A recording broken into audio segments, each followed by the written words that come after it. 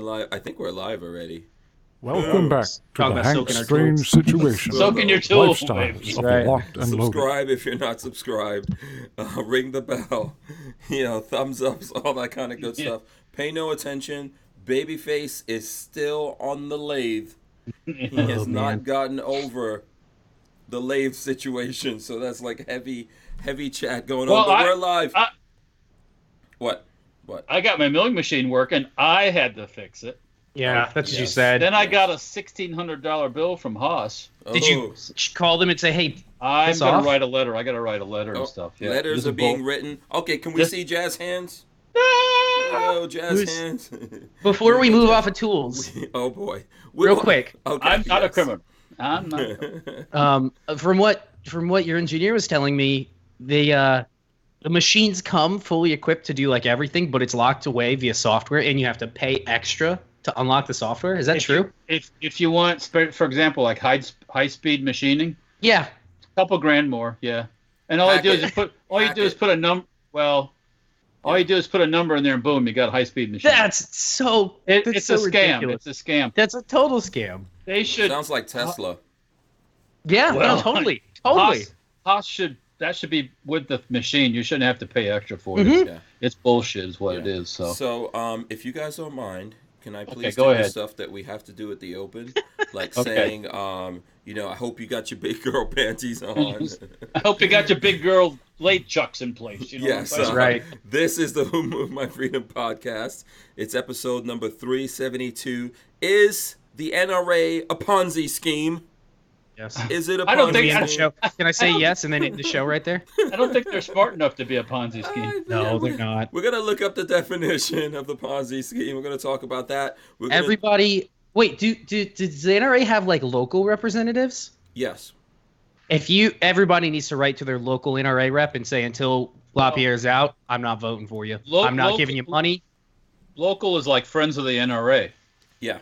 So you can't write you don't have like a local board member. It's not by state. It's just everybody's in. No, it's just all over. Yeah. Everybody, tell them you ain't giving them more money until LaPierre's gone. Right. So we're going to talk about whether or not the NRA is a Ponzi scheme. We're going to do the NRAAM, NRAAM, which is National Rifle Association annual meeting, 2019 after action report. We're going to do all of that. Obviously we've got, there he goes, the man who, look at how serious Babyface is when he's like got some kind of machinery to play with. You love it. Don't even bullshit me. I do, because it gives me something to do, but I'm like covered in grease. I'm disgusted. Oh, that's all right then. Boom, you're in. See, he's fine. He's fine. We got Babyface here. That's what soap is for. Hot water. Yeah, exactly. You know what? And then we also have Walter. Walter showing us a lot of light. I can literally see your baby blues there. Wow, look at that. It's a lot of sexiness. Don't look directly into his eye. Whatever lighting you have, I need it. Yeah. It's like an Aryan Nation meeting here with these two right here. Yeah. Oh, wait, hey, whoa. Easy on that stuff. Somebody's gonna take that out of context. I might have to have a shot of stuff out of my new shot glass. That's a shot glass. It was a 40 mil. It is made from a 30 millimeter A10 round. What? That's cool. Yeah, I've got some. I made some. I got the empty cases from a friend at Knob Creek, and then I cut them off in my lathe, and then I fuck off. knocked out the primer and made a brass plug where the primer goes. So and it had them anodized and everything. Okay, first of all, that is very cool. Have him? What's done to him, Hank? How do you add that color to him? Say anodized. He said it right. Yeah. He said it right. Sometimes I say anodized. Anodized. Yeah. Okay, first of all, let me say something. The two of you are going to get on my freaking nerves with your lathes. No. And I'm not getting one. I'm not getting one. Hey, you know what you also do with a lathe? You also thread barrels with a lathe. That's right. Oh. Yeah, this one needs. I gotta thread the barrel in this M1 carbine. So let me ask you: can you make an integrally suppressed barrel with a lathe? Can that? Yeah. Yeah, you could. Yeah. Oh, okay. I could with the tools that I now have in the garage. I can make pretty much anything. I mean, with laws being followed, I could pretty much make anything. It'd be nice to have a TIG welder instead of the MIG welder, but I could probably, with enough time, make just about anything. Yeah. One thing at a time, babyface. Yep. Yeah. I got to get a handle of the running of this machine. Yeah. I did find out, for anybody curious, it looked at my video. I did find out it was made in 1931, I believe. Listen, okay, you know what? I forgot about the video because I know that video went up while I was on the road. Yep, I put a video up, so anybody out there wants to go see it. I gotta check it out. Let me find the Babyface P channel. I'm still figuring out how to do, like, I just figured out how to do the cross feed versus just the regular feed. There's like a big knob you pull back and forth. Yeah. No. I got you. Could I make it for with enough time and energy? You give me enough money, I could literally make you anything. I tell that to Marley all the time. You give me enough time and money, I can do anything. It's just, is it worth it in the end? Yeah. Can you make me a reverse trike? That's what I want. A reverse trike. Again, you give me enough money and time, I could totally do it. Yes. You can make these shot glasses from scratch. Yeah. I can make those. Shot glasses are cool, Walter. I hope you made shot glasses for the rest of us and not just yourself. Wait, so they're anodized. Do they use aluminum casings? Yes. Really? They don't use steel or brass? Hold it up to the camera so we can take a look. I didn't know that. And then show the back of it. So A-10 Warthogs use aluminum cased ammo. All right. Well, think about it. They got to try to save as much weight as they can. Yeah, that makes sense. But no, this was anodized black, and then I made that brass plug. I've got some more I've got to do that are alread anodized. You could probably sell them. Walter, I got your anodized black right here. Black as the night. Black is beautiful. Oh, you know what? Where did I hear this the other day? Where does this quote? What movie does this? Because I know you're gonna know it's from a movie. Always bet on black. What movie did that come from? Always bet on black. You don't know? Okay. All right. Let's see out there. Who knows? What movie has that quote? Shout out to Hootie Hoo. Shout out to everyone out there, by the way. Hootie Hoo is giving us thumbs ups. Please, if you're not subscribed, subscribe. Ring the bell so you can be notified here on the channel. Also do the thumbs ups. What's that? What's up, Babyface? What are you going to say? I was just going to say, I Googled it, but I don't want to say. I'll let everybody else figure it out. Yeah, let's see who can. You Googled it. I don't know. Because it's well before my time. Yeah.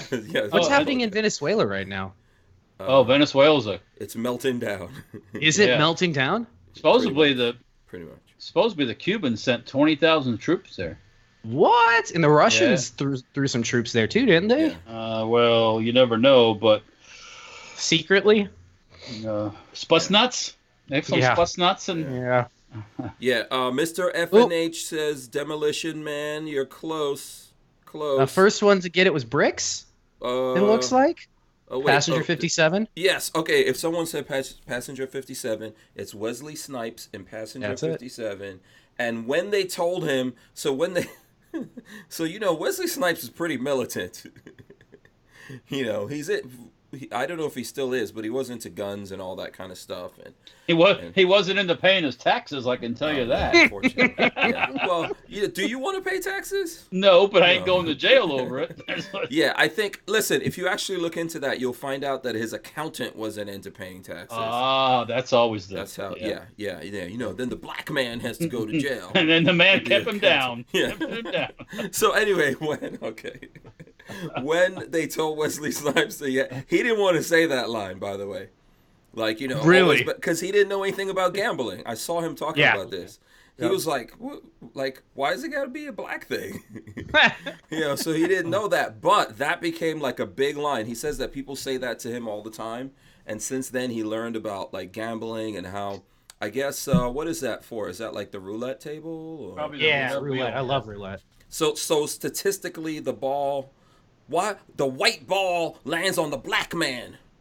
Or the red man, whatever person that would be. Yeah, that's not. Is that American Indian? I don't know. Let's not get that deep into it here.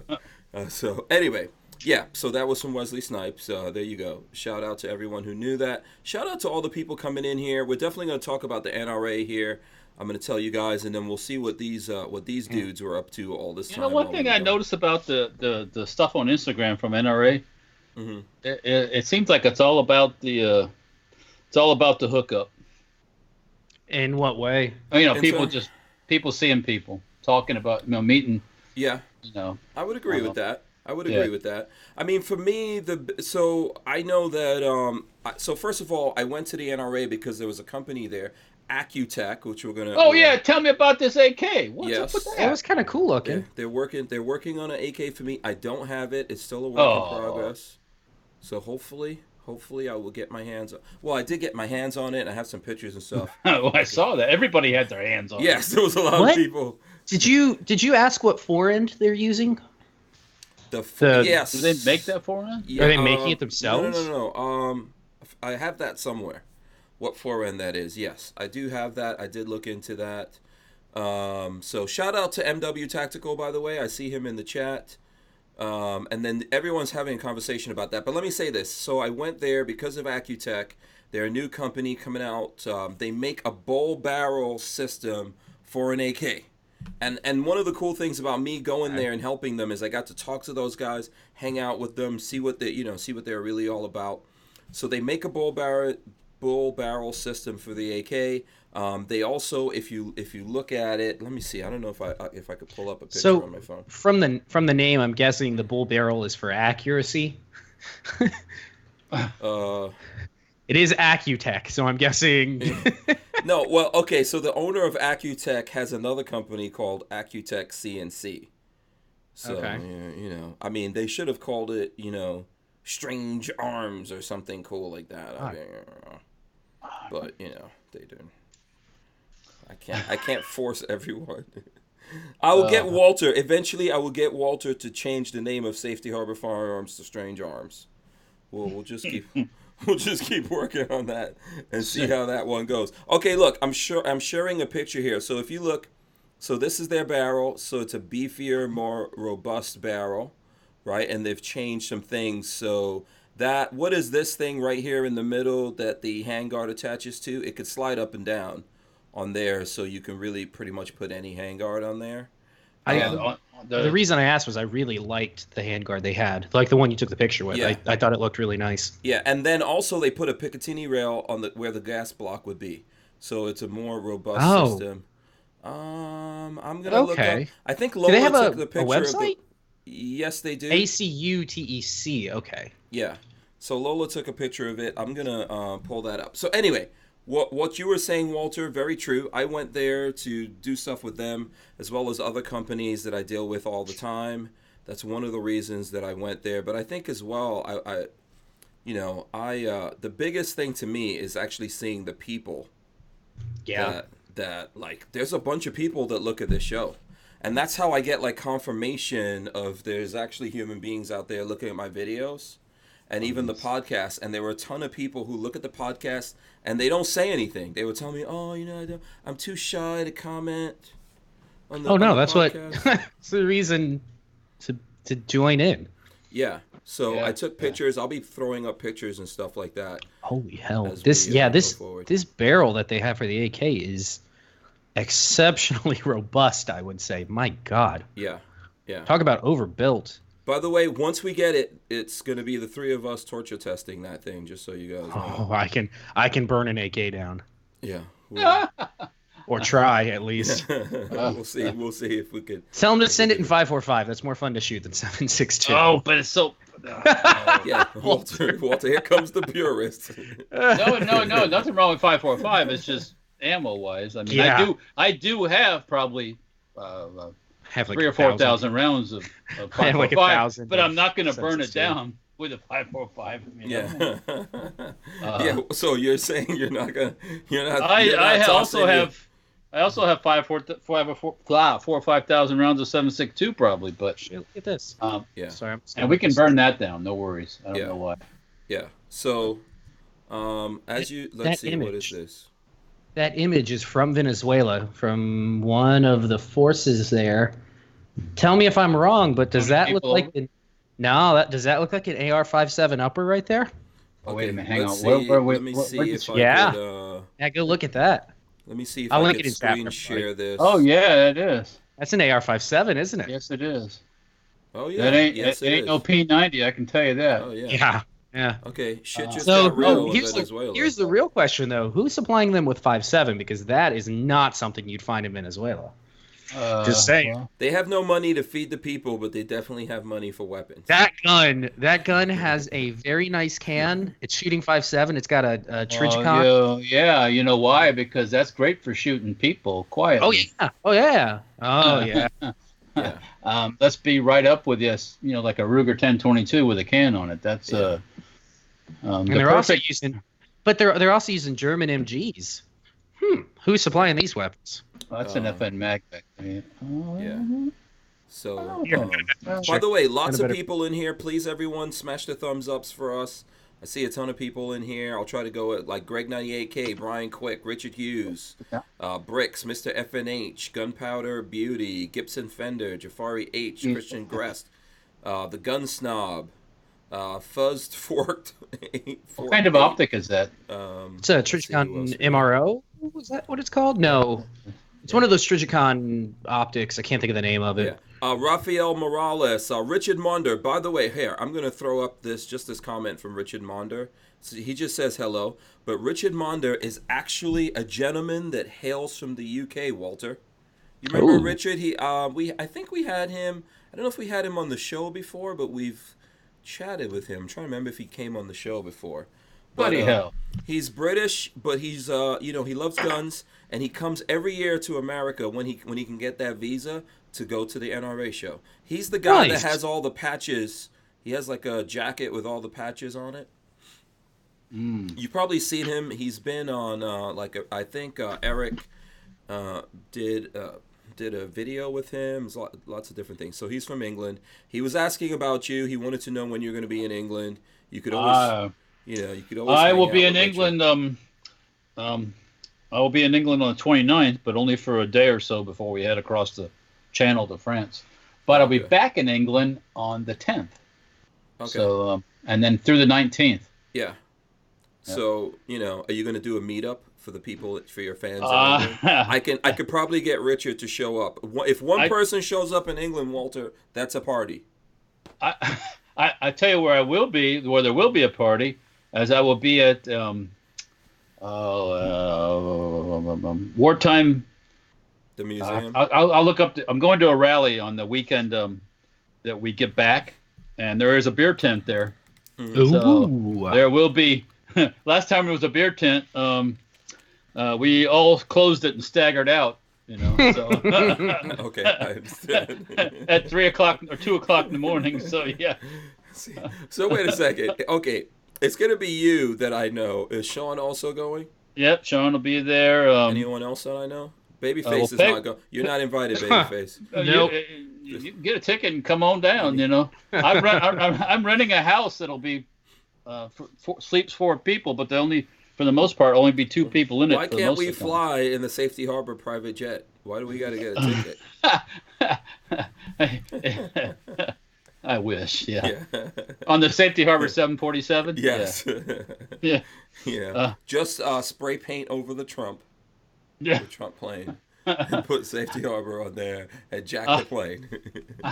I'll give him a foot rub if I can fly on Air Force One. I don't know, man. From the looks at the top, who knows what the feet look like. Did you see the spikes that Milena had on her birthday? No. Her birthday was the other day. Mm-hmm.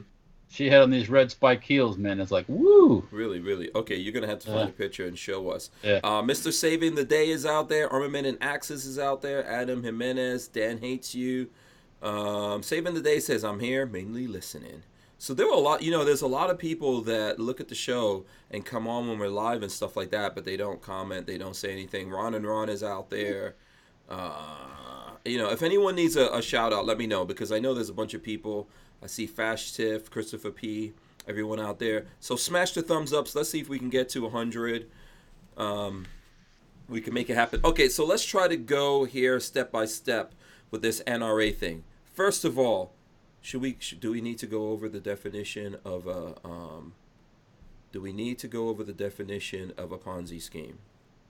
I think so. People at the top get rich, people at the bottom don't. Yeah, let me see. A form of fraud in which belief in the success of a non-existent enterprise is fostered by the payment of quick return. So it's not really a Ponzi scheme because you're not getting any return on your money. Yeah, no, we're expecting a return on our money. Let's get that. Not in the traditional sense. You're not getting money back. I'm expecting them to fight for the Second Amendment with the money. Yeah, that I give them. so I'm not expecting them to ball out and fly all over the place and have limos and get hookers and cocaine on the money that I'm giving them. I want to see Wayne LaPierre on hookers and cocaine. I want to see. No, I wouldn't put it past him. I'm not gonna say that. Was he walking around at NRA any place? I did not see him. So you know what? When I go to the NRA, by the way, guys, I don't actually get involved in all that insider NRA stuff. I don't really know anyone at the NRA except I guess I could say that I know Colin Noir. In terms of if we see each other, we talk to each other. We don't really chit chat every day or anything like that. I have his number. If I text him, he texts me back 2-3 weeks later. So I don't really know anyone at the NRA all like that. And I have met a couple of people. I met a gentleman, Timothy Knight, who is one of the board members, and he's one of those guys in there stirring it up at the NRA. We had a conversation. Somebody needs to. Yeah, I'm trying to get him to come on, but I'm not going to say that we know each other all that well. Go ahead. Was there any, so the media ran with the whole, there's a coup in the NRA. Was there any word who's on whose side, who's pushing? Because I know what they would consider a coup for us is just I want LaPierre gone. And I want the group that they owe money to gone as well. Yeah. So, okay, first of all, tell me how it looked like to you guys on the outside. For me, at the show, in the show itself, first of all, I have to say there were less people there than there've been in previous years, but there was still a lot of people there because if you're in Indiana or close by, wasn't the weather shitty on Saturday? No. Did one of those days it was raining or something, wasn't it? It might have been raining when we were inside, but I didn't notice that. So I went there Friday, Saturday, and Sunday. There was actually Friday is usually a quieter day, but there were a lot of people there on Friday. But also the president, I guess, came in and did a speech. Lola and I have never been to any of those things. Yeah. So, and I know that there are people who come there just for that, right? Sure. They come there just to see that speech. I'm trying to. Here's something I did want to talk about. Did you guys see the dude who was at the speech and he threw a shoe at Trump? Phone. No, a phone. Cell Threw a phone. Yeah. So pictures show moments after Indiana man threw a phone at Trump during NRA rally. And if you read this article, it goes on to say, you don't see a guy with a mohawk anywhere in there. No. If you look at the pictures. Here's more pictures of the guy. He was pretty inebriated or drunk, you might want to say, while this whole thing was going on. And then somehow he threw a phone. I guess it did miss Trump, but then he immediately got rushed by the Secret Service. Oh, hell yeah. I would expect so. Who knows where he's at right now. I think that article does say what his name is and all that kind of stuff. It did. His records have been wiped. He never existed. Yeah. He's totally gone. I handed him off to the Mossad. Yeah. I bet you. Now, this is not even funny. One of the news things that I heard while I was out there is that unfortunately there was a woman who was at work and she was at her job. She worked in a meat factory or something. Oh, fell in the thing, yeah. Yeah, she fell into the meat grinder. That's horrible. But what? Yeah. Oh, Did you hear about that? That was in the news. Yeah. I saw that. Yeah, it was, yeah. And the horrible part is somebody's got to clean that up. That's the horrible part. Yeah. But I think this guy also is probably in a meat grinder somewhere. But yeah. So that was that. How did the news play out to you guys? Because I was in there and I was more spending time talking to people and running around and stuff. As far as I could tell, they tried to push it as a sort of there's a coup inside the NRA. They're breaking apart. LaPierre's still, and then when LaPierre announced that he's not leaving and Ollie North left, they were like, "Oh, Ollie North is out. LaPierre's still in. Coup didn't succeed." Yeah, I think that wasn't too well planned on North's part. Yeah, and then so the weird thing about that whole thing of Oliver North trying to, what LaPierre said was trying to blackmail him and push him out, is that... I don't understand what that means. I don't know what. Well, okay. So apparently, LaPierre, there's evidence that he got like $200,000 worth of clothing charged to a vendor. So he's a scumbag like the rest of them. Yeah, there's some corruption going on there. But the problem is that Oliver North works for Ackerman McQueen. So if you remember a couple of weeks before the NRA, there was that whole thing of the NRA suing Ackerman McQueen. We all know Ackerman McQueen has a shit ton of money that they've been, that's funneled from the NRA to them. And then there's people who are part of the NRA, but also part of Ackerman McQueen. And there's this whole weird thing going on. But ultimately, at the end of the day, it's been said many times before, Wayne LaPierre has the NRA locked down. Mm-hmm. For sure. Yeah. And so I think Oliver North, I know there was definitely some ruckus in there from some of the articles I read and things people shared with me when they had the meeting, in terms of they try to rush through the meeting and just close it, and there were people there that stood up and fought for stuff. I think Rob Pincus, this is all hearsay because I haven't had a chance to talk to Pincus. I know he was there at the show, but Pincus was up there fighting, telling them, nah, there's no way, and not actually fisticuffs, but, standing up and telling them, hey, you guys have to let us vote and all of that. But at the end of the day, LaPierre has the NRA locked down. And they basically ousted Oliver North. They told him not to come to the meeting. Then he had to serve his resignation. And then they all got reelected hands down and, came up with new people. So, or put their own people in there. So it's a waste of time trying to get rid of these guys. There's no outside control that we have over the NRA at this point. We do. No, I think that I disagree. Oh, except money. To take away the money. Yes, yeah, that's money. They need to be defunded. Yeah. Money needs to go towards other organizations. Right. Yeah, that'll get their attention when there's no money for wardrobe. That'll get his attention.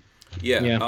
So Camp David wants gun porn. Hold on, don't worry, we got some gun porn coming at you. We got Gorn coming in. We don't want to shoot our wad right off the beginning. Well, then it'll get all over you. You gotta get worked up a little bit. You gotta get worked up a little bit first. Before, you'll have to get a wet wipe and wipe yourself down.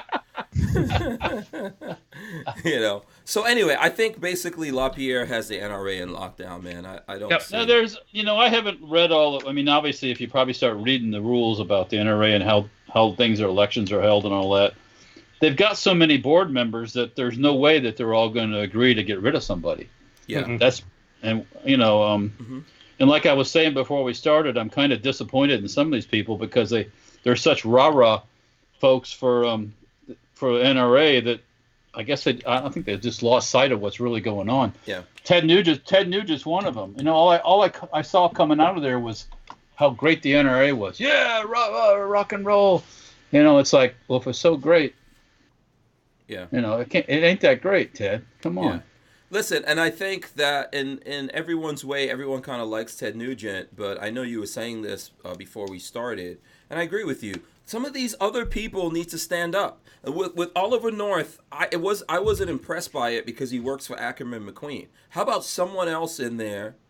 So Ackerman McQueen and NRA are having their thing, so I can see where the biases lie in there, fine, right? Although I agree with Oliver North's thing that LaPierre should step down. How about some of the other people in there? As well as Ted Nugent and some of those other dudes. My other question, are board members paid? I don't know. I think they have, from what I heard when I was talking to someone about it, they have some kind of discretionary fund, or they can get reimbursed for stuff. Yeah, there's certain things they can get paid for and things like that. I mean, there's some kind of money that goes to them. Yeah, I don't know. So I don't know. I think that's a mess. Someone asked me if I think it's all over now. No, I don't think it's over. It ain't over. No. I guess the only way there needs to be a popular rebellion, kind of like what's going on in Venezuela. Yeah. Just don't run an armored truck through my front door. Yeah. But there needs to be a rebellion by the people or the members or somebody to get their attention that they're going to put up with this crap. Yeah. You can't lay off. You can't stop bringing it up and being a nuisance about it. Yeah. So. Well, I think that Some of these FUDs that are out there that are on the board, and there are some real FUDs on the board. I don't care if you've got 70 years experience as a corporate this and a corporate that. That's all I hear with the NSSF is all these people that are all these corporate guys that have been on this board, on that board, and this board.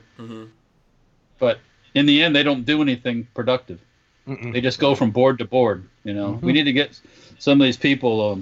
There's some new blood in there. Let's just say that. So much FUDless blood. Yep, I'm on board. Yeah. I think I would agree with that. That if it was less of that and more people that actually real gun owners, not corporate types and board members of this and ones that have been on there for 30 years and that shit like that, it's just. But it's tough if there's 70-something, if there's 76, I think, board members. How do you get anything? You can't get anything done. Yeah, LaPierre is probably controlling about 70 of them. Yeah, that's. I mean, how you can't get that many people anytime, anywhere to agree on anything. Yeah. So I mean, that's why. Like, if you notice, I did put up a couple of videos. All my videos from NRA are up. The YouTube ones, I have some stuff I shot on my phone that I might put up on YouTube as well, and I'm putting up stuff on social media. But the ones I put up on YouTube, I did a thing in there where I said, you know what, I'm going to NRAAM, but I want you guys to support the GOA. I think that's the way to do it. As Babyface said already, the way to do this is to defund those guys, And it's time, and I honestly think it's time for that. Yeah. Maybe with the burned out shell, we can take possession of it and do something. But right now, it needs to burn down. Go ahead. Yeah, it needs to burn. No, I was gonna say the only thing that I'm supporting them, and it sucks that I have to, is for my every 2 years I have to sign up for my credentials. I have to re-credential for my concealed carry class. Your training. Training, and it has to be through them.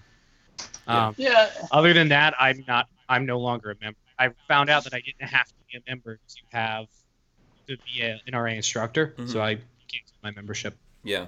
There's no reason for me to be. Yeah, I'm not going to give money. Yeah, am I slowing down or something? Because Babyface is fading out there. You weren't. Oh, okay. He was a little bit. My video is going bad? No, your audio. No, audio was getting a little broken up. Oh, sorry. Yeah. So how many windows you got open, Babyface? Yeah, Come on. Yeah. A lot. Stop looking at the freaking lathe porn. That's how I 30s vintage lathe porn too. He's researching. I guarantee you, he's looking up something right now. This is what Patrick goes. He's multitasking right now. Yeah. So, you know what? I think that we haven't seen the end of this, though. That's just my prediction. No, it's not over yet. It's not over. We're gonna see some things. We're gonna see some things happening, and I think that LaPierre has locked everything in right now, so you might see him start kicking out people who are part of Ackerman McQueen. Part of the coup. Yeah, we might see NRA some things happening to NRA TV and people that are part of that. Unfortunately, if I was in there, if it was me in there with those guys, I would have already exited. But you might want to all start looking at your exit strategies, and it's probably a good thing for you to get the hell out of there. That's you remember when Pete Brownell was a short-lived president of the NRA. Yeah. Pete Brownell became the president, and Mac was like, I think change is good. This is going to help. Then all of a sudden, it was like Pete said, "I'm out of here," because I think Pete saw what was coming up, and he didn't want his company to be tagged to the NRA. I think so. I agree with you. I think that was like a sign of frustration. Right, because he found out that he can't do anything. Yeah, and I know from just me talking to Pete, that's like an actual down-to-earth dude, considering that his family has been in this business for like 80 years or something, right? Right. I think this is like 80 years this year or something. 1939 they started. Yeah, so that's 80 years. He's a pretty down-to-earth guy, and I know from my personal conversations with him, he's very pro Second Amendment. He believes in shall not be infringed. That culture exists at Brownells, by the way, for all the people that are at Brownells that I've come in contact with. So Yeah, yeah. And speaking of Brownells, we got the I got my packet of swag. Yeah, where is Babyface? Babyface got it too. You guys are official. I'm supposed to jump you in. You're supposed to get your butts kicked. Hey, Hank, just hold on here. Just give me a second here. Right. I'm gonna. Babyface is not trying to get the jump in. Mine is. So I already wore the shirt and it's in the wash. Oh, okay. I was about to say, don't tell me you already put something up on eBay. No, I already wore that shirt. It's awesome. I got it dirty, so. Oh, okay, cool. But no, cool. happy to be part of it. Yeah, awesome. James Miller gave us $5 in the super chat. He says, "Is it possible to have a joint yearly meeting between GOA, FPC, JPFO, and all true 2A gun rights groups?" I really don't think they want that. No, is my thing. I don't think they do. No, the NRA wants to be the big dog. Oh, okay. Yeah, but how come why can't we get together and do something? Oh no, I think we should. Yeah. No, I totally think we should. It's the other thing is, personally, if it's between spending money on a big convention or spending money on legislation, I'd say don't waste your money on a big convention hall and a big fuck around fest. It's a waste of money, but it's just my opinion. Well, so here's what I think. I don't know if it needs to be massive, but I think it would be cool to have some kind of convention, and maybe you can have companies there, and that's how you fund the thing happening. But where we can go to meet up with people, everyone in the community, social media guys, the whole 360 of what the gun community is, we can get together and then keep maybe the politics of like the NRA has, with, for example, how they kicked out the U.S. CCA, right, because they were competing with them. We can keep that out of it, but still have some kind of cool meeting that we can all get together. Yeah, I was thinking about that. Yeah. Yeah. I mean that takes. Yeah. Oh, look at this! Look, Walter flying the flag, Brownells Bureau of Propaganda. I'm gonna have to hang mine up downstairs. I'm taking mine to England. Nice. And every once in a while, when I'm on the beach in Normandy, I'll be flying the flag and taking some. Oh, okay. Yeah. Definitely. I'm gonna put it up at Camp Flamingo. Oh, nice. Which is our camp name. In Normandy. Yeah. Yeah, for sure. Make sure you tag me on that. Oh, I will. I tag them. But definitely make sure you take your little patch. I don't know. I had one, but it's not here. I think I had it in my bag, but. Mine's up on the patch wall at the shop. Yeah. James Miller says he's saying leave the NRA out, and all individuals and true gun owners can meet, because I think it's a good thing for us to get together and meet and talk to each other and kind of like, keep each other propped up and motivated and stuff like that. $1 for a shirtless live stream? No way. You don't want to see that. No. Yeah. Okay. So here, I think there's a super chat from Ronald Hotboy. He gave us a couple of bucks. It says $1 a piece for a shirtless live stream. No HMO. No. You want no part of that. I can promise you. No HMO. Shirtless. Yeah. Listen, I appreciate the $3, my friend.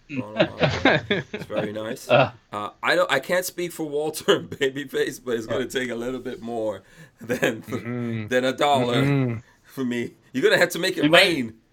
It might take a bottle of Jack Daniels to make that happen. Yeah. Babyface, you probably go shirtless for. I don't know if anybody wants to see that. Yeah. But let's say it was a part for your lathe. Let's say you had to get a part for the lathe. Depends on what the part is and how much it costs. Brand new lathe? Yeah, I'd probably do that. Oh, yeah. Heck yeah. And run around butt naked for. Yeah. Remember, that lathe was only $1,600, so that's what it costs to buy me off. Basically, is what I'm saying. Yeah. $1,600. That's about. What about for a gun? Depends on the. Oh, it definitely depends on the gun. We'll make you a deal on a really good Hudson. Yeah. Oh, did you read? Did you see about that too, Babyface? About the Hudson? Yeah, they're selling. I didn't even go to the website, HudsonParts.com. Something. Well, yeah, I think somebody is doing that. But did you see the article in Recoil on Recoil.com? No, what they say? Because they had their little court appearance where they had to do like. Yeah. And they said that the guns that were returned for service were broken down and put in queue. What does that mean? Meaning they're not sitting someplace whole. They took them all apart, and the parts have been all thrown back in with all the other parts, I guess.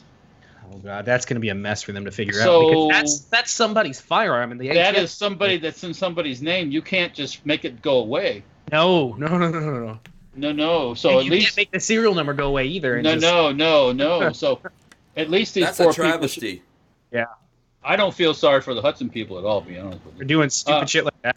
I think that at least those people deserve to get a bag of parts with their receiver and all that, and then they can assemble it and do what they want with it.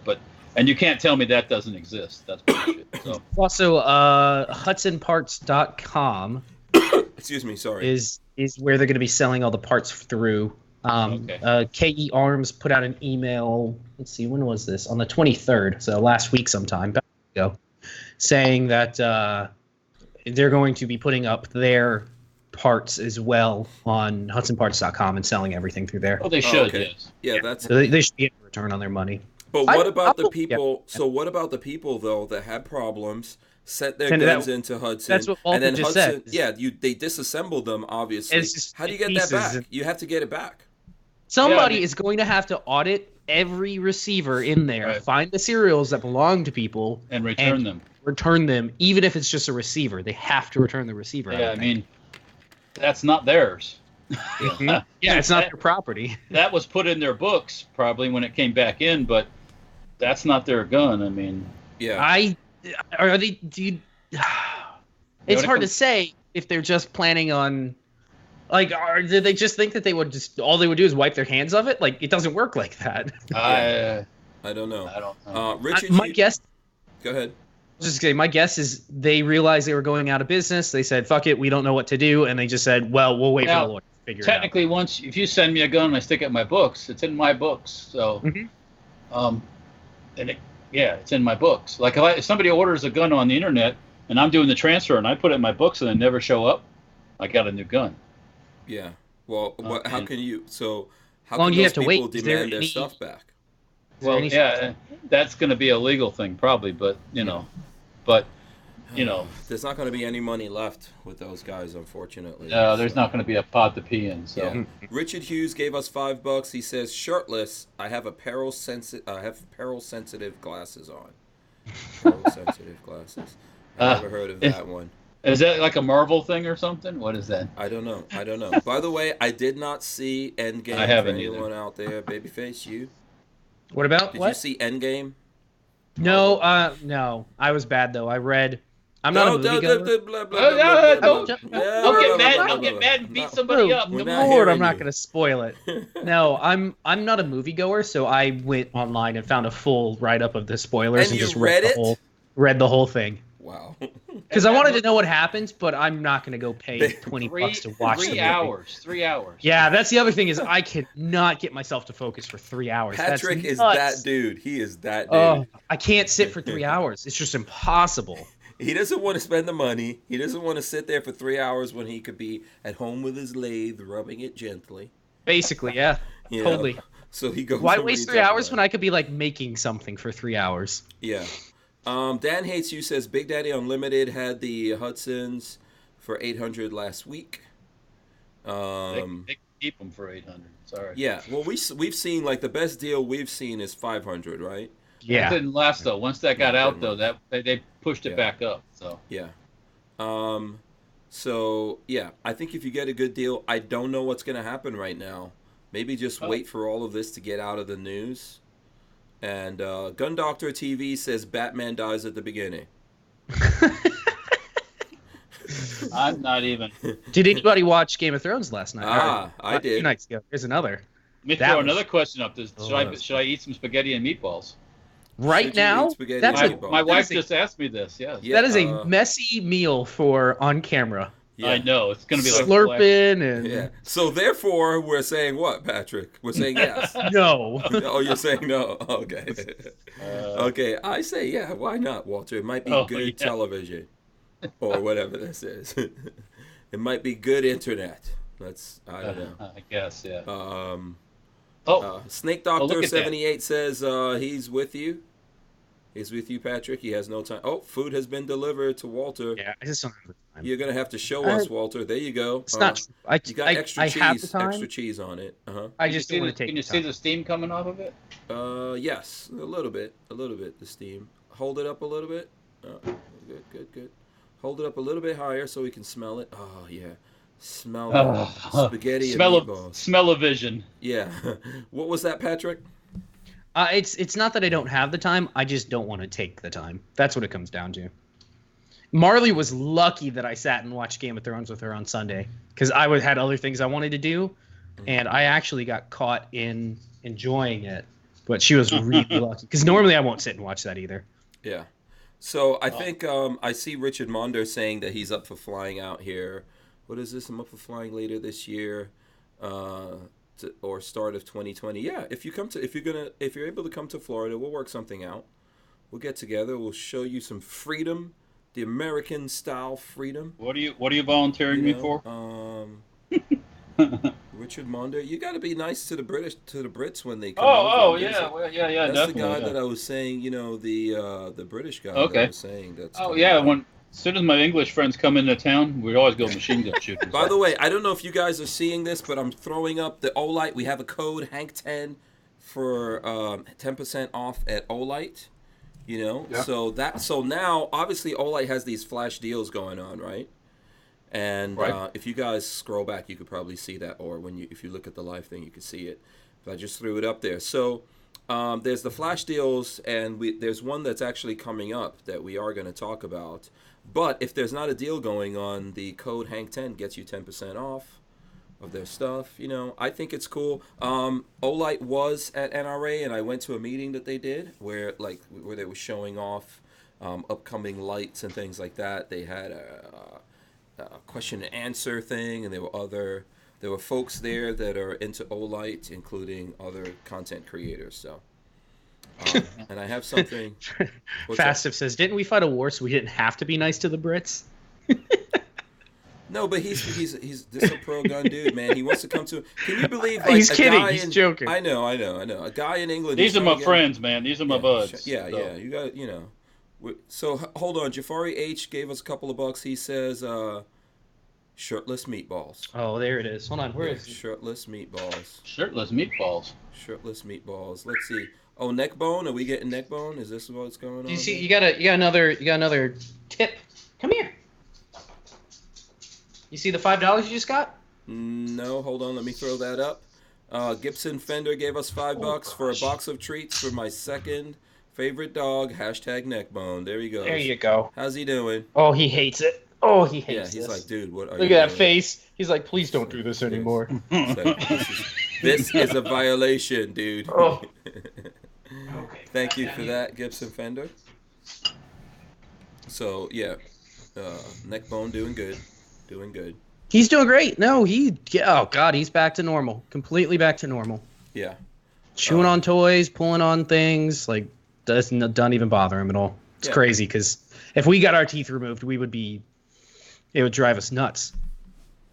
Yeah, I'd still be crying like a baby right now. Yeah, exactly. Yeah, I could tell you that. One of the, you know what, I'm not. Yeah, who doesn't like the dentist? I'm not trying. I'm just curious. Yeah. Who's scared of the dentist? Let's put it that way. I'm not scared of him. I just don't like going there. You don't like going, okay. Yeah, Michael Bender says, I bought an Olight. You put it on Facebook April 9th. Confirmed it's still waiting. What's up with that? I don't know. Definitely send an email. Yeah, definitely send an email and see what's going on with that. I'm not sure. I've been patient. I can't wait on an email. I'm not sure if that was something you got that hasn't been released yet or not, but I would say definitely email them and they'll get it sorted out. We met the people that work there and they have an office in Georgia, so that can definitely get taken care of for you. And by the way, just so you know, I don't know if you guys want to. Maybe I could do this later, but this is the new one, the Seeker 2. Do you see that thing that says 3200 max, 3200 lumens in this? Yeah. So what size is that? That's coming up. It's got the magnetic charging thing. We'll open it. It's got a base that you can put up on the wall, and it magnetically charge it. Should I just go ahead and open it? Yeah, and I call dibs. Richard Hughes, you've never had a cavity? Yeah. They're not fun. Yeah, they're really not fun. Yeah. I grew up in the dentist office. So. By the way, look at that. That's my New blade? My Milsby 3.5 from Tops Knives. I like that. Nice, I like that. That I'm testing out. We're gonna get them. They're coming on the show. They were at NRA, as well as Microtech. Microtech was also there. That's cool. Did you go stop by? Yes. Hung out. Is Corey there? Was Tony there? Marfione's No, I didn't see him when I went there, but I did see Corey. Cool. That came was on the show. Yeah, cool.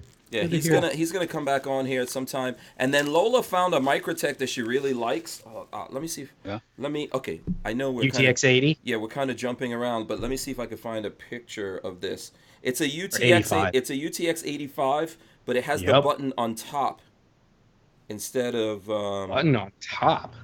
Yeah, let me see. I think I have. You sure it's an 85 then? I think it was an 85. I could be wrong. Hold on. Let me see. What did I do with that video? I'm trying to scroll through here and see where it is. Okay, I'll find it. I'll come back. I'll look for it and show it to you guys. Okay, so I got this open. Let's have a look in there. Let's push that out. I think it looks like. Hold on a second. How do we do this? This has one of those weird. I'm almost ready to like chop this up to get it. Oh, there we go. It's got a magnetic flap. That makes sense.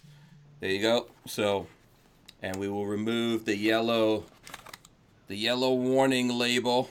Someone should have put one of these on the what is that? The was it Galaxy that had the folder? Yeah. Do not pull cover. It says not screen protector. Yeah, it says congrats on your new Olight Seeker 2 Pro, and it goes through like the battery and stuff like that, and that's what's on the inside right there. So it's got a little, let's take the pouch out here. So it comes with or what do you call this, a holster or a pouch? I always call it a pouch. I call it a holster. Yeah. So that can definitely go on a belt loop or something. Holster sounds more tactical. Holster sounds tactical. Okay, that makes sense. Pouch sounds like a kangaroo. Yeah, so that's what it. Ooh, actually, this feels good. That thing is big. So man. check this out. Yeah, it is big. It's 3,200 lumens max. I know. And look at this rubberized grip here. Do you see that? It's actually rubberized. That's pretty interesting. Pretty cool.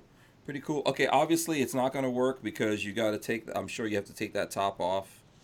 And which I'm going to do now. Take off the top. And then there's the yellow tag that you usually have to remove. This is how they ship it. So let's see what's in there. There goes the big battery that's in there. The rechargeable 3.6 volt 21700 is what it is. Okay. So we'll put that back in. We'll close it up. And we'll see.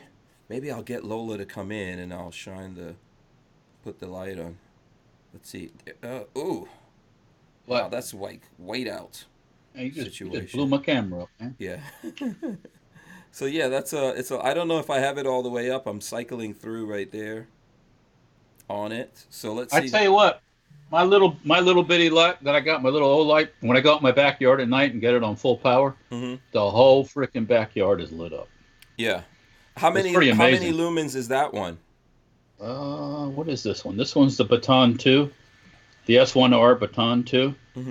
I'm not sure. It's the one you were talking about. Yeah. You remember when you got me the one, then I thought I lost it and I bought another one? Right. Yeah, okay, we would have to look it up and see. Bless you, babyface. I know you have one as well. I don't know if you know how many lumens yours is. 1,200?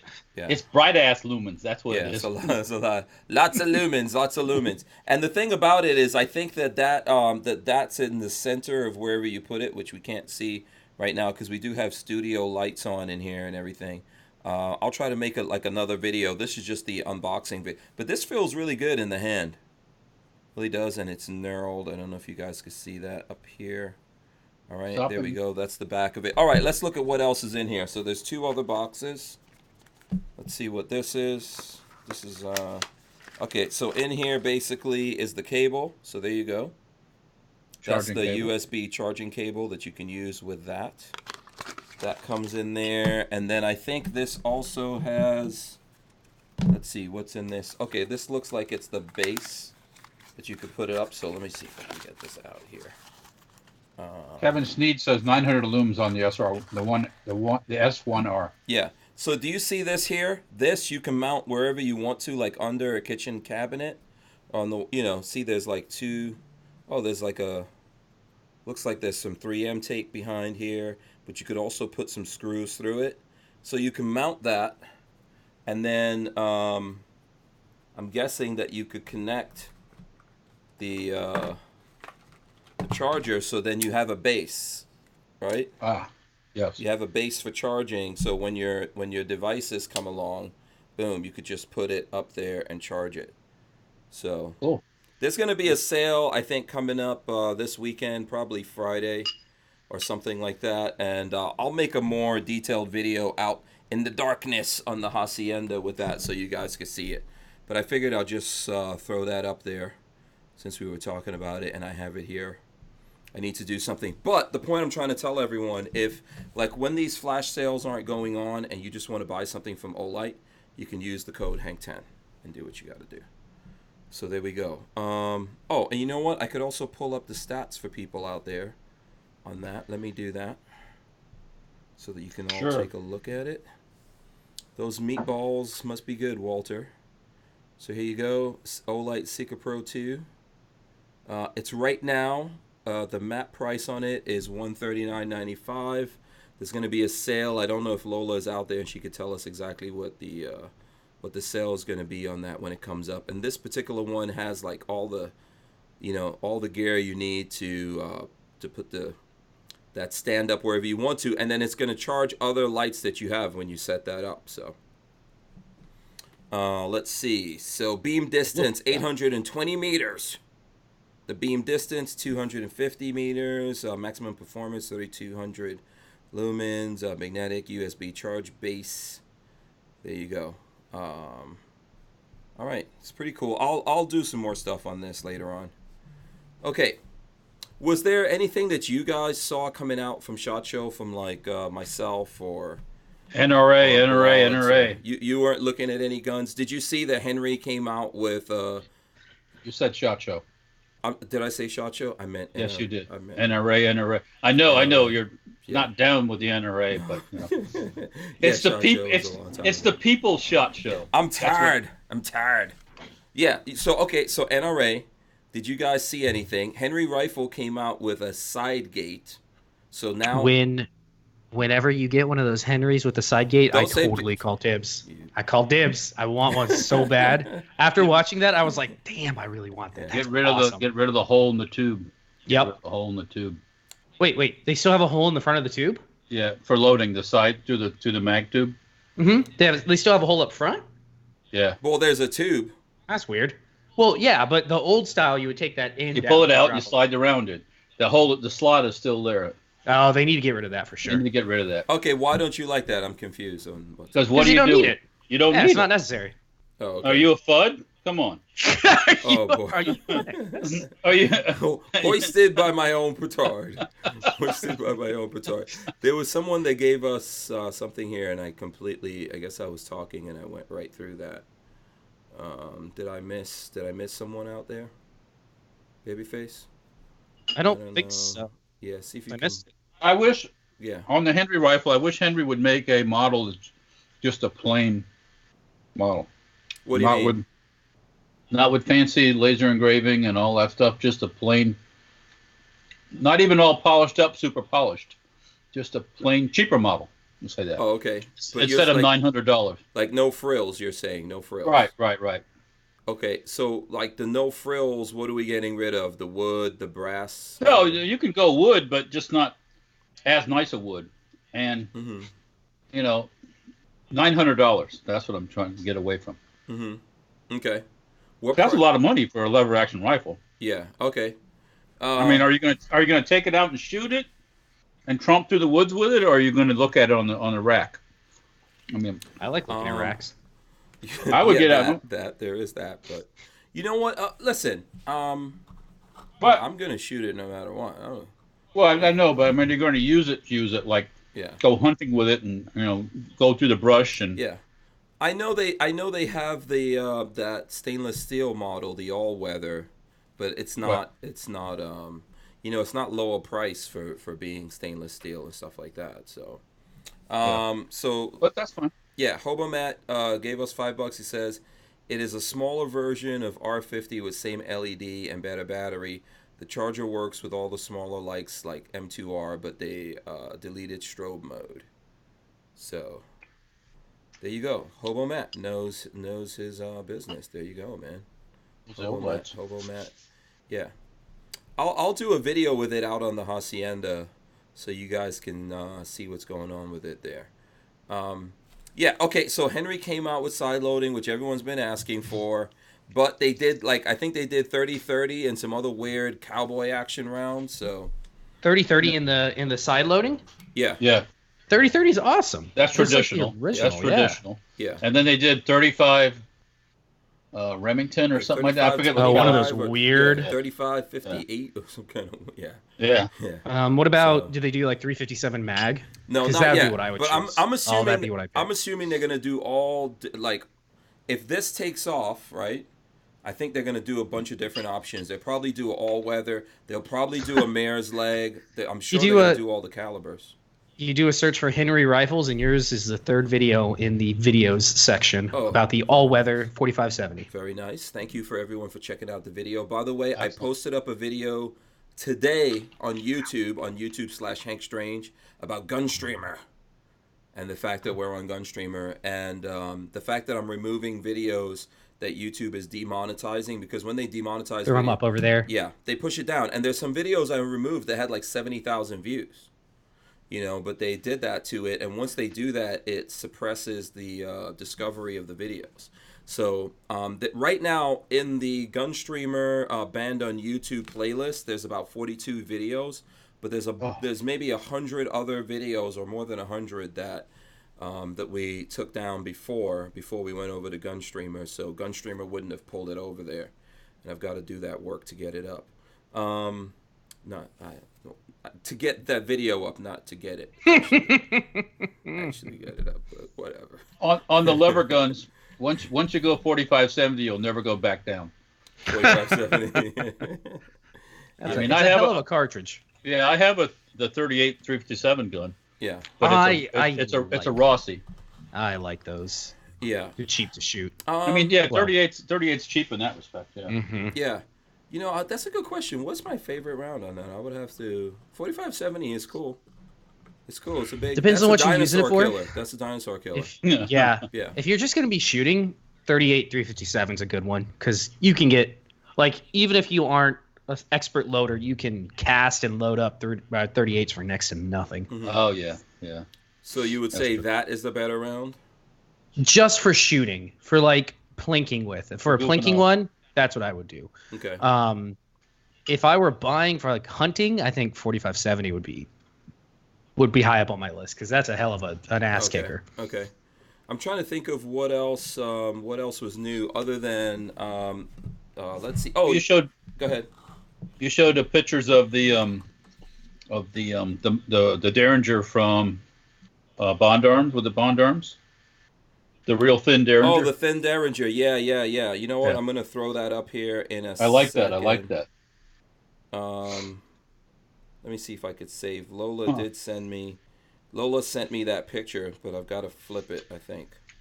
Gibson Fender, 50 BMG lever action. Oh, God. Imagine what that'd be like. Oh, boy. It'd be fun. It'd be big. It'd be fun. So here, let's do a couple of things here. Let me show you the Microtech that I was talking about. So anyone who's looking at the screen now, I'm sharing it. Babyface, I don't know whether or not you can see that. It might take you a second. So it's called the Dirac. And it's basically, maybe it's not a UTX 85, but it's something like that. But what it has is the button on top right there, not on the sides. Let me pull up the video, because I don't usually leave the video up and running. Yeah, so the Dirac is what it's called, and it's out there now. And Lola really likes that because of the positioning of the button. The button's on the side. Oh, that's the So yeah, that's like a. Yeah, she says it's smaller than the 85, actually. Yeah. That is very much like a Infidel. If you look up the, who makes the Infidel? Right. Very similar to an Infidel. Yeah. Yeah, so that was there. Okay, let me see if I could pull up Let me see. Can I get this to play? Was that one of their new offerings? I think so. Okay, so here we go. Because I've never seen it before. So now I'm showing video of handling that slim. What was it called, Walter, from Bond Arms? You would ask me when I stick a meatball. I think it's Slim Line. I'm throwing up some video of it right now. This is a prototype. The Slim Line. So it's not out yet? No, it's not out yet, but they were showing me the progression of the prototype, so very cool. And then I think they also have a bigger version of the Bond Bullpup 9. Lola says that was called the Slim 9, so there you go. There were some cool things. Our friends at Walther, which I'm looking around for. Actually, I have a Walther gun here, to be honest with you. But our friends at Walther had they have this company called Hammerly, which I guess is Swedish. Hammerelli. Yeah, is it Hammerelli? I think it's Hammerelli. Okay. Or is it Hammerly? Yeah. There's an I on the end, I know that. Yeah, somebody look it up. Walter is saying it's Hammerelli. He's trying to make it Italian or something. I think it's German, isn't it? It's Swedish, apparently. It is? Yeah. Yeah. Or is it Swiss, Lola? Swiss, whatever. I know that the company logo has an H in it. That's why. H for Hank. That's all I know. So that pretty much stuck with me. But basically the company belongs to Walther. So what it is it's a 22 LR AR-15 pattern rifle, but aluminum. So it has the weight of an AR-15. You can change the grip, but you can't change the trigger because the internals are different. And you can't remove the barrel or anything like that. But it functions like an AR-15. Control-wise and all that kind of stuff. $350 retail. I was going to ask you that. That's a good price for. Yeah, that's not bad. No. Yeah, because the one that I have, the Defiant from Chris, is like $600 something. Really expensive. Retail, yeah. I thought it was more than that. Yeah. Yeah. Kioski says Hammerly. Hammerly. No, it's not. Something like that. No, Hammerly. Yeah. Hammerly. Yeah. Yeah, Hammerly. And it looks Swedish or something. There's like those weird 2 dots above the A. Yeah. How do you pronounce it? Let's see. Hank Strange. Oh, damn it. First video. Fucking Hank Strange. Yeah. So, of course, it's not going to be pronounced correctly. You get it right up next to that Camaro. Yeah. Lola says that thing is Swiss.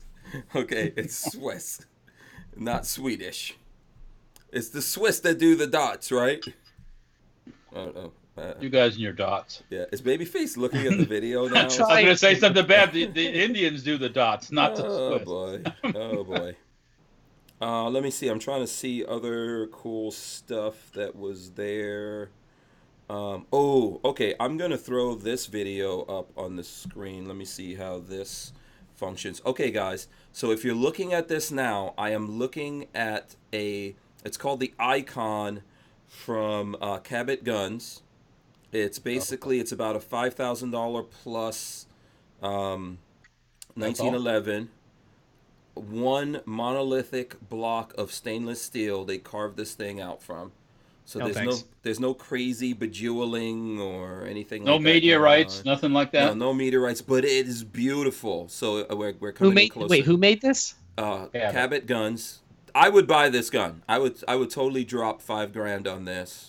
I don't know that there's many guns that I drop $5,000 on. I'd get one of these. But I have to lots of guns I drop. I have to pay off my R8 right now. Yeah, Lola but says, it would be a 1911. Yeah, Lola says I'm not allowed to spend $5 on authorized. Yeah. So, but if you when you see the video of this, it is so beautiful. What's the name of it? It's called the Icon. So I'm gonna throw the video up on Instagram over the next couple of days, but I don't know, something about it, because it looks like a plain Jane kind of thing, but you know that just makes it classier to me. So I'll throw that video. No, God. So many no's. So if that was made in the Philippines, exactly the same way, would you still feel that way?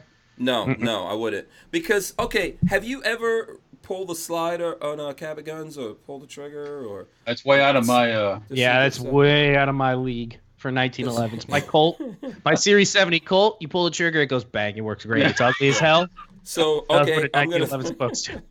I'll stick with the Filipinos. Yeah. Yeah. So here, I'm gonna throw up another one for the 1911 Those Chicom lovers guns are out there. pretty good too. Yeah, I You had a get Norinco. Norinco's ruled. Yeah. Those things are great. You know what? Someone told me that Norinco made a 1911. I was like, how come Walter doesn't have one of these? I've had them in the past when that They're stuff was fantastic. imported. How could for you, being a Walter? Chicom. Yeah, but how I could you get sold rid them, of man. I sold them. If you want to shoot one, Hank, I know somebody They that has were a like- couple. We can get them. When Yeah, they I were would love bringing to. those I would in, love to. when they were bringing those in, they were like $249, something like They that. were nothing, and now they're like $600, $700, $800 bucks a piece. Walter, you got rid Yes, of sir. all Norincos. You don't even have your AK Norincos anymore. I have a Polytech.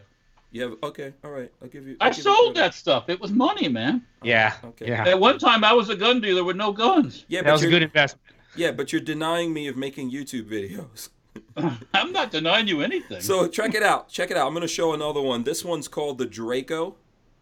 Look at this. So if you're looking at this now, the grips. It's made by Cent- The grips are. It's made by Cabot Guns. Oh. So by the way, these guns are always under glass. They don't even let you touch it. But I guess I've developed a relationship with Robert Bianchi at Cabot Guns that he takes. He'll take it out of the case and let me manhandle it. This has holographic carbon fiber grips. And it's called the Draco. It's really nice. This is not like another $5,000 gun here. It's got some like dragon claw markings through it. They had, for you, Walter, they did have a. I'm gonna let people get a couple more seconds of the awesomeness here. For you, Walter, they did have the Trump. They had a Trump 1911 there. They actually had a set. That they actually did for the Trump family because Cabot Guns guys have known the Trump family for a long time. Well, they're baller guns. That's why. and I believe because everyone's making a Trump 1911, but they actually know Trump, and I think he was actually over there checking out the guns and stuff like that. And, Oh, cool. And Trump Jr. was there and all that kind of stuff. So. Excellent. Yeah, so just some Gorn that everyone was asking for that I'm sharing with you. I always get in trouble, just like how Patrick and Walter are mad at me about the Cabot. I'm not mad. This happens every year. What about the meteorite that was $2 million? When you That said is stupid. That's just Thank you. yeah. Okay. Stupid for stupid's sake. So let me just announce to you guys that I'm actually going to have Robert Bianchi from Cabot Guns come on the podcast. Yeah, I'm not coming on. And he's going to bring the guns. It's nice stuff. He's a nice guy. I'm not He's a joining nice that guy. podcast because I will be a naysayer the whole time. You'll be a naysayer? I'll just sit there and go, "That's stupid. Why would you charge that much for a gun? That's stupid." That's not. Those aren't the most expensive 1911s I've seen, by the way. No. They're not. I met a guy one time. I was at a barbecue in Arizona that had what's the name of the tall karate guy that was in Steven Seagal was at this barbecue, and he's a 1911 guy, and I was talking to the guy who he buys 1911s from. And I was telling that guy about Cabot Guns and how their guns are expensive, like their entry level is $35, and then you're looking at $5,000 to $7,000, and then they make these other ones. And the guy said that his entry level 1911 is $25,000, and if you have $25,000, you can't buy it from him. He has to like you first. Yeah, you can fuck off. I don't need I don't need your gun. Oh wow. I'm sorry, I don't need it. I don't need you to like me for me to buy from you. That's stupid. Listen, their guns, they put a lot of craftsmanship and work and stuff like that into it, and I get it. Look, let me ask you a question. You babyface, have said on this show that you would buy a Rolex, right? For sure. What's a Rolex, entry level Rolex, plain Jane? Five. About $5,000-$6,000. Mm-hmm. Yeah. What are you talking about? What am I talking about? I'm not talking. Yeah, I'm saying. What are you saying about the Rolly? I'm not sure I understand where you're going with this. I'm just saying to you that entry level is $5,000-$6,000 on a Rolly. Mm-hmm. Yeah, a but Rolly I can't buy, spit fire down range. Can't throw rocks at you. But I can't buy a $300 Rolex. Rolly, right? That's correct. just as good. Right. You could buy a $300 watch that's automatic. Not as good as a Rolex, most likely. Why is it not as good as a Rolex? Yeah, you're gonna make me say the craftsmanship, But I can tell you, having made 1911s, $25,000 is stupid. There's nothing that guy can do to make it worth $25,000. Let's say with your lathe, you make a 1911 that you throw the Babyface P logo on, right?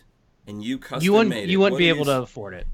Most people wouldn't be able to afford it because it's a waste of my time. So you charge a lot of money. I wouldn't make it for people to buy it because it wouldn't be economically sound. It'd be one of those where, like, yeah, I would have to spend every day making it by hand, and that's not something that people want. Yeah, I think there's people out there. There's not lots for of me. people that buy those guns, by the way. And hand make a 1911 for them for $25,000. And if somebody does, give me the $25,000 now. I'll quit my job and have you a 1911 in 6 months. Okay, sure. Okay. I'll cut a block of steel for you. How about that? Yeah. But no, it's insane. You don't need it. It's for especially for a 1911. It's not. Would you buy any gun at $5,000? At $5,000, probably. Mm-hmm. I don't know what it would be. I'm sure there's something that would be maybe collectible or like classic, like from the 1800s, something like that. Well, maybe a machine gun. Yeah. So Walter? What is a MP5 like a HK MP5 cost? Semi-auto or machine gun? Transferable is going to be $28,000. Yeah, I'm thinking that. I don't think Babyface is going to get the transferable. I don't think that's the one that he wants. Which one did you want? Probably an old school, like a 94. Not 94. The 94 was 35-4, something like that. Yeah, for a semi-auto 9mm carbine. Okay. The 94 is that the shorter? No, that's not the. Is that the? See, that's another one. I would probably just end up making my own, buy an HK parts kit and put it together myself. Because you can get the parts kit for like $14, and then I just build it up from there. Okay. What about a clone? I would buy a clone if the clone was priced right. I'd buy it. I think the clones are too expensive for me. Yeah. When I can like buy the parts kit and build it because I have like the tools and whatnot, versus paying like $1,800 for a clone, I'd rather just buy like a German parts kit and then build it up. Because for me, I would have, because I already have the tools and everything, I'd have pretty much the same amount of money in the parts kit build with a real HK part versus like one of the companies. Mm-hmm. Yeah. But it's hard to say. Yeah. Listen, all of these things are relative to who's doing it. I think that it's based on who the market is, and their market is some very upscale people. Yeah. It's so. And the prices relatively for that market is really, for the people in that market that buy those kinds of things. For example, if you're Trump Jr. or something like that, you got the money to sneeze. Deal. That's like a sneeze in your pocket. Yeah. And you probably think you're slumming it at that point. Like, oh, okay, this is what I'll get and carry on me. Now I'm telling you guys like can for say, me. Go ahead. Mm-hmm. For me, even if one day I am stupidly wealthy, I don't know that like those bespoke shotguns and things like that. I don't know if I would spend $80,000 on a shotgun. It just seems wasteful when that's the entry level. A Browning. Yeah, when you can get like a Browning Satori or whatever for like $1,800, and they're good. They're good shotguns. I don't know. Yeah. Okay. I don't know. Go ahead, Walt. It turns into its artwork. I guess. Yeah. I guess it becomes. And you got to remember, some people have to get rid of money. And the other thing for me is well, that's true too, right? That's true too, because if you buy that now, these things are still going to maintain their value based on. Most people get those guns and never shoot them. So yeah. One of my things is when I buy something, I like to think of it somewhat as an investment in that I can get rid of it quickly if I need to. You're never like an $80,000 shotgun. You're not going to be able to just put that on Gun Broker tomorrow and have it. It doesn't work like that. Where like a cheap Glock 19 or something, I could sell like tomorrow for what I have in it. Yeah. So I'm just a different, totally different gun buyer than that. We're being completely practical. That's exactly. I think I could agree with you on the shotgun thing, like those bespoke shotgun things right now. And I'll tell you why. Uh-oh. Walter took his headphones out. Yeah, I think he muted it or something, which is I'm going to get a $5,000 gun. Okay. All right. So here's the thing. Like I got two of them here. Okay, cool. Well, bring it. Let's see it. I don't think right now. Well, I don't go hunting or anything like that, right? So I'm not gonna go bird hunting at the club, you know. But let's say in the future when I'm like in my 70s or something like that, you know, and I'm into that kind of thing.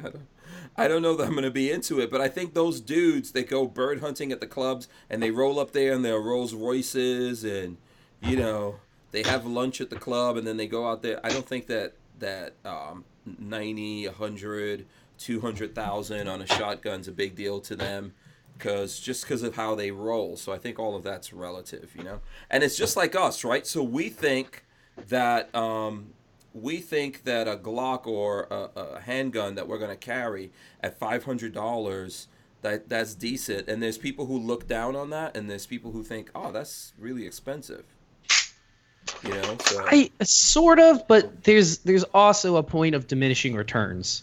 Yeah. And to me, especially in 1911s, that diminishing return point is $2,000 or $2,500. Yeah. After that, your returns on your investment are very much diminished. Yeah, but look, when I get older, I'm probably gonna roll around in a Bentley or something, and I'm gonna have my freaking $5,000, you know, 1911 on my hip just for.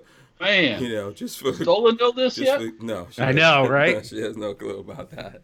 She has no clue. Listen, I really think that there's some things that are really nice, and if I had it like that, I would do it. Right now, I don't have it like that, so because I spend the money on other stuff that I think is, you know, but you know, that's what we all do. Like there's guys who don't care about a car. They don't care what color it is.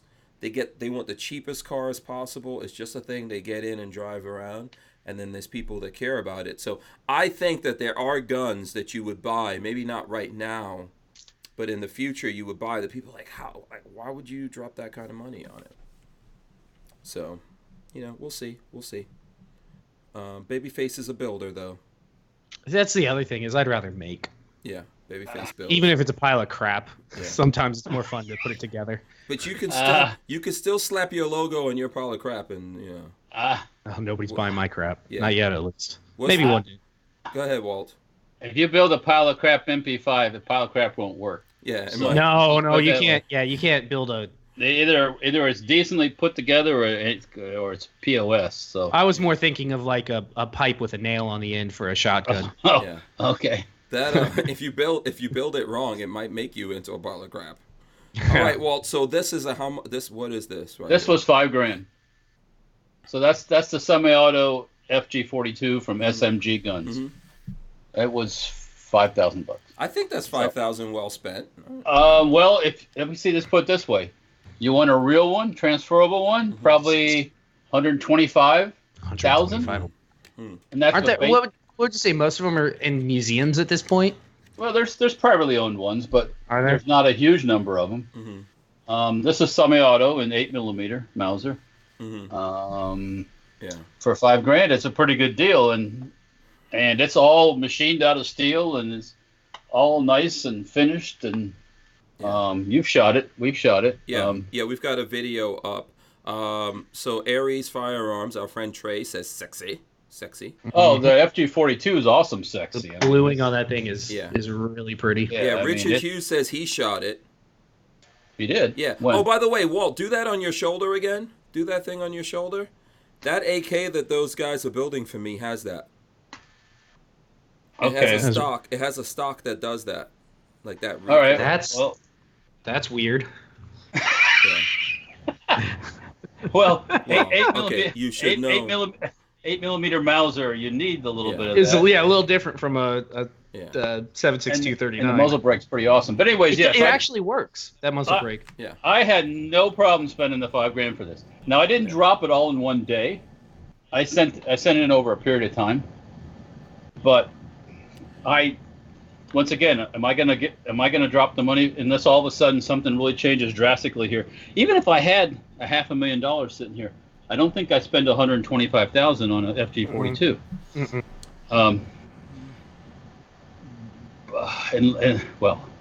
Well, maybe. I would have to. Yeah. Would you? Maybe. Okay, Walter. Do To you buy want that in your collection? Would you want that in your? If I could swing it, yeah, hell yeah. Yeah. Yeah. I mean, maybe now you won't do it, but one day you'll be. Yeah. You would have when you sold a billion KES stocks. A billion somethings, yeah. So let me show you another one now. Okay, so now when I ordered this is a Shrike, the upper for the a belt-fed upper. Right, we shot this too before. Yeah, we've shot this too. Now, when I ordered this belt-fed upper, the Shrike, the upper alone was $2,500. Okay, now he sells them for like $5,200 or $5,300. What? Are you serious? Just for the upper. I am very serious. Stupid. Now it's not the same. It's not the same. Is it the same exact setup or a different setup? It's a handguard's a little different and stuff like that, but he basically sells it for that kind of money. Now how long did you wait for yours? Long did you? I waited 9 years for mine. Yeah, I was gonna say it was a long time, wasn't it? 9 years before it was delivered. Yeah. Now in that 9-year period, a Sten gun. When I first put my deposit of $1,000 down, by the way, that I did, a Sten gun was $1,000. I could have bought a transferable Sten gun for $1,000. Wow. By the time this thing, a transferable Sten? A transferable Sten for $1,000. Wow. By the time this came, the transferable Sten had went up to like $5,000. Yeah, yeah. So that shows you what I could have done instead. Now, would I rather have a transferable Sten? Some a little bit, but I got a full sample Sten for $200. So yeah. I mean, this is a fun gun though. We shot this. Oh yeah, this is on a post sample 16 lower, so it rock and roll. That's the only to me. That's the only way to have fun with that thing. Yeah, I mean. Yeah. So yeah, that's two examples of $5,000 pretty easy. So in the gun world, pretty easy to drop $5,000. So yeah, I think I think that it is. And they're coming out with actually now this is patterned off the second model FG42. Mm-hmm. They're coming out with the first model. Yeah, and they're also $5,000. This was actually like just under $5,000, but the new ones I think are 51 or 52. The first gen version, and I was so tempted when I was looking at it to pull the trigger on it, but I gotta wait. So I have a friend that's a competitive shooter, William Bethards, and he actually shoots for Cabot Guns. And I did a video where I was talking to him about all of this and the fact that people say like Cabot Guns, or 1911s in that price category expensive, and he was like, dude, I have 22s that are $10,000 and above. So I mean, in the gun world, it depends on what it is. There's expensive guns out there depending on what it is.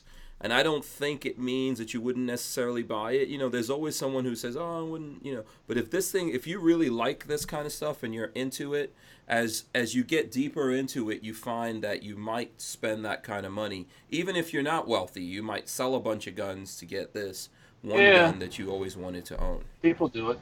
Yeah. So, it happens. That kind of stuff happens. Yeah. We can't knock people for it. And one day I will get Babyface to make 1911s, and I'll do it if there was money for it. Oh, I'd totally do it. I just don't see that a 1911 is ever worth $25,000. Yeah. Well, we'll start off slow, man. We'll start off slow. I was gonna say the only reason it's worth that is because if I had to charge like my hourly rate to build one of those, that's the reason it costs so much. Yeah. But we can start off slow, man. First, we need we'll Have you built up a 1911 yet? I know you keep telling me we need to do that project. I've never built one from scratch. I've done a lot of gunsmithing on my own 1911s, and I have a lot of tools for doing that. Mm-hmm. But yeah, I have 2 receivers that we need to build into something at some point. Mm-hmm. I just have yet to do it. I've been tempted lately to buy a frame and buy the parts to build a 1911, but it's like, do I really? Do I want another 1911? That's why I want another project. It's like, yeah. Can I hand it off to somebody else? Did you? I'm breaking away here. Did you guys see what I just linked in chat? Oh, the thing at the border here. I'll check it out here. By the way, Gibson Fender says, watch a few videos from YouTube channel X-Ring. That gentleman has some awesome firearms. By the way, I met him. He was working with the guys from Microtech. Cool. The YouTube channel X-Ring, yes. Nice guy. I met him. I don't know. We might be able to get him to come on the show here. Let me see if I can open up this link that you sent. This is from The Blaze, April 30th, so it's today. FBI report says Antifa activists tried to buy weapons from Mexican cartel to stage, quote, armed rebellion at the border. Let that sink in. I think they need to. I wouldn't want to go against the local farmer dude, Antifa guy. Yeah. You might end up here with for anyone who wants to see it. Real bad day. Yeah. The FBI didn't the FBI just bust a guy that was trying to create a situation here? He was trying to get the. Yeah. Let me see. I'll try to pull it up. There was a guy that was trying to, over this whole New Zealand thing, he was trying to do something. Wait, let me see where it is. The FBI document dated December 2018 detailed an alleged plot where Antifa activists planned to buy weapons from an alleged Mexican cartel gunman, alias Cobra Commander. What the? Come on. Oh, in order to, quote, stage an armed rebellion at the border, hoping to, quote, disrupt U.S. law enforcement and military security operations at the U.S.-Mexican border, according to the Union Tribune. The FBI learned of the plot while collecting intelligence on American journalists, lawyers, and activists working with migrants in the Tijuana region, a popular destination for migrants heading north from Central America. The 6-page document is an information report, not finally evaluated intelligence, the Union Tribune reported. However, the FBI forwarded the document, which is marked priority, to numerous law enforcement officials, including, and then they have a big list. So, why haven't we heard about this until April? What's the hesitation to making Antifa a terrorist organization? This would, because the Democrats like them. That doesn't fucking matter. Well, then you bring hell down on Antifa. Then it trickles back to the Democrats that are supporting it, and then you bring hell on them. Yeah. Boom. Organizers plan for camps to be used as staging platforms from which 5-person units would form to train anarchists in fighting, combat, and conducting reconnaissance, and then launch to disrupt U.S. government operations along the border. Do you know how quickly a bunch of video game wannabe Antifa people would get wiped out, smoked out if they tried that? Real fast. Oh my god! Richard Hughes says, "Are you sure it was not that his name was not Star Lord?" That's from Richard Hughes. So Aries says FBI intelligence don't go together. Yeah, exactly. So I think the FBI is trying to look a little butch. Here, let me show you. Let me show you this. FBI says it foiled Army veterans' plan to bomb Nazi rally in Los Angeles. So a California man has been arrested over an alleged plot to bomb a white supremacist rally in Los Angeles. Law enforcement said in court documents published by the LA Times, the man was allegedly motivated by a desire to seek revenge for the mass shootings last month in 2 mosques in Christchurch, New Zealand. Mark Stephen Domingo, a 26-year-old Army veteran who recently converted to Islam, was arrested Friday night. Oh, really? Oh, after allegedly accepting. I thought that was a religion of peace. Yeah, it is. So, you can't say bad things about them. Yeah. So, where is it? He's also kicked out of the army, it looks like. Yeah, after allegedly accepting what he believed to be an improvised explosive device from a bomb maker. Does anybody... Oh, God, people on the internet, I guarantee he went on some forum to try to buy it. People are so dumb. There are so many, FBI honeypots out there. Don't fall for... You're so stupid if you think you're going to buy a bomb off the internet. Come on.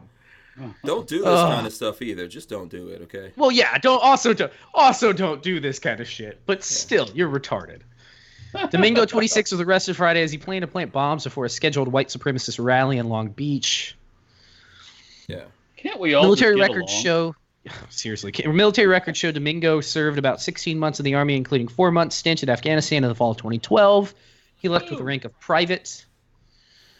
Why'd they say he got kicked from the army? I don't know. Oh, they said officials would not provide details on his offense, so he did something to get him court-martialed and kicked from the army. Probably was searching for bombs. They had to get rid of him. Yeah. So I think there's a bunch of stuff like that going on. I know there were also guys there was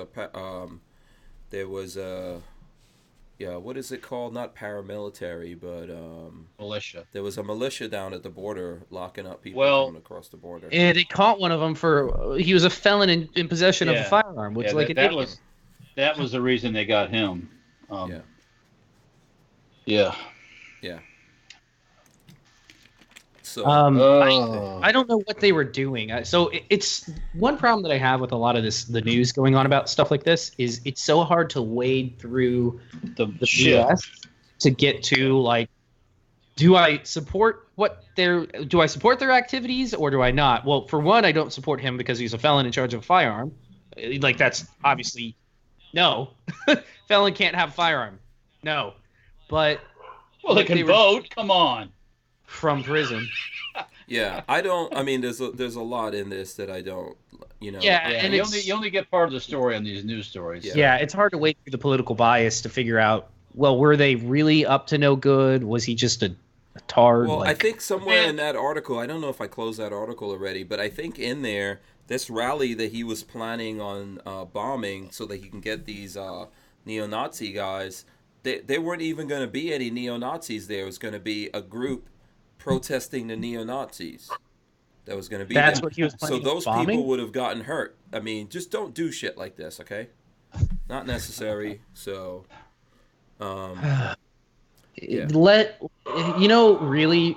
and they don't want to. The left doesn't like this opinion, I know, but if you let people's shitty ideologies flourish, if you let their opinions rise to the surface, they will get quashed. The main public opinion will look at the KKK and go, no, we don't want that. It's not going to come back around. It's not going to happen. Richardmondo says the guy on the border was using a fake name to buy and own guns. It's just like voting, right? This is the whole thing about all these background checks and stuff like that. Like, I mean, I wish they would do. No, I don't actually. I don't need them to do background checks for voting, but and they're not going to. Here's the other thing: the military vehicle running people over in Venezuela. Yeah. Brandon Blackfire wants to know, I'm confused. Are you upset they were targeting Nazis or upset the person was making a bomb? No, shouldn't upset that they were making a bomb. Shouldn't have done any of that stuff. Shouldn't have targeted anyone. But don't target anybody. Yeah, I'm obviously not a fan of Nazis at all, but shouldn't be targeting people. What's that? I got news for you. They can all go protest all they want. That's called the First Amendment. Yeah. Exactly. I'm a constitutionalist, so and you know what? I may not agree with your opinion, but Nazis are like some of these other groups. There's like it's a fractional little, so small a number of Nazis, so quote unquote Nazis. Mm-hmm. What are you worried about? They don't. It's better for people to show who they are and put it out there, right? If they're doing it peacefully and they're not hurting anyone, I don't have to agree with what they're putting up there. They have the right to go out there. You don't have to go. Yeah. But you as a human being, you are broken when you decide you want to go somewhere and blow someone up. Well, that's illegal. I mean, that's illegal. Wrong? What's your problem? Whether you're setting it off on Nazis or you're setting it off on whoever, the Girl Scouts, it's illegal. Girl Scouts. Goddamn cookies. Yeah. Like they made me fat. Yeah. I couldn't help myself. But anyways, you know what I'm trying to say, right? It's like you, as long as your rights aren't infringing upon my rights, you can do what you want, even if I don't agree with you. Right. When you go to buy guns from cartel members or plan to bomb somebody, that's when illegal. We have to draw the line. Yeah. That's illegal. Yeah. So Brandon Blackfire says he got it. He's kind of new to the channel. He does. That's all right. We're pretty much libertarians, dude. Well, very much. As long as you're not doing, weird ass shit to people. Yeah. Yeah. If you're not out there trying to hurt people, that's the thing. And all this copycat stuff. This is exactly what that guy in New Zealand wanted. Yeah, right? Yeah. It's the saddest thing about all of this, because I've read his manifesto. Everything he wanted is sort of happening. Well, because you got these weak-minded people that are followers, Yeah, and they do. And yeah, it's crazy that we're giving into this idiot who. Oh man, it's so sad. It's so sad. Well, I think this guy understood there was other broken people out there. And he did a good job of bringing them into the tarred fold. Yeah. This is why I think we all believe people, human beings, not just in America, but specifically America, because we have a Second Amendment that doesn't give us the right, as people say. It just reiterates that right should not be infringed on. This is why people need to be able to defend themselves. We need to be able to defend ourselves against the broken people out there. Now, is that always going to work? Is that person going to be able to inflict damage on all the human beings? Yeah, and then they shouldn't be here on the planet with the rest of us. Yep.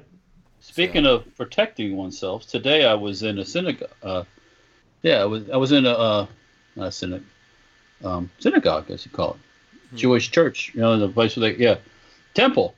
They had a service for somebody who died. And they had a security guard out front with a gun, by the way, not a. They should. Yeah. Good. Yeah. And the people inside, some of those people should be armed. And the rabbi brought it all up and told why that was going on and all that stuff. It was cool. Yeah. So, yeah. Yeah. My condolences to you. Someone obviously died close. Yeah, to a friend of the family. Somebody. Actually, the son of their son was in Cub Scouts with Will, and then they kind of parted ways when the Boy Scout thing started. But they're the same age as Will. Yeah. So yeah. But I've known him a long time here. So yeah. But he got esophageal cancer. Oh man, what a way to go. Ugh. Yeah, it's bad. Yeah, 6 months and he was done. So. Wow. Wow. But we just found out about it on Sunday, actually. So, and I didn't know exactly what it was that got him until the rabbi said it actually, and during the service. So, the Jewish community is so confusing to me because there are so many that are staunch Democrats. Yet in the world there are so many that want them eradicated, like dead. Yeah, it doesn't make sense. Like, why would you, if you are like the most disrespected and least liked religion, I would say out of all the major religions, why do you want to like give your guns away? That doesn't make any sense. I had I don't know if I still do or not. I can't say, but I'll say I had a brother-in-law who was Jewish and anti-gun. They didn't want to talk about it. Thank God, and I'm like, how could you be so fucking dumb? The Jew that I'm marrying is down with the conservatism. Well, I mean, she's all right with it. Hold on, I didn't realize Marley was Jewish. Yeah. Yep. Yeah. Mazel tov. From her mom's side. Oh, okay, cool. Is that where the name Marley comes from? I have no. Mar. She's not here. Yeah. I think it's from a song or an artist, some band that her parents liked. I think that might be what it is, but I don't remember. Bob Marley? I don't want to say Bob Marley. I don't think it's Bob Marley. I think it's some other artist. But yeah, we have a neighbor. My parents have a neighbor that lives down the street that's, to put it bluntly, a New York Jew, like the diamond type. Comes for money and everything, and she was like very pro Obama. Everything. She would like kiss the ground he walked on, sort of like pro. But he hates the Jew. It doesn't make sense. He did everything to prop up to screw with Hamas Israel, right? and everything else. Yeah. How could you be so ignorant? None of it makes sense to me at all. Whether you support that or not, how can you be so foolish? I mean, it doesn't make any sense. Yeah. Dan Hates You says she doesn't look Jewish.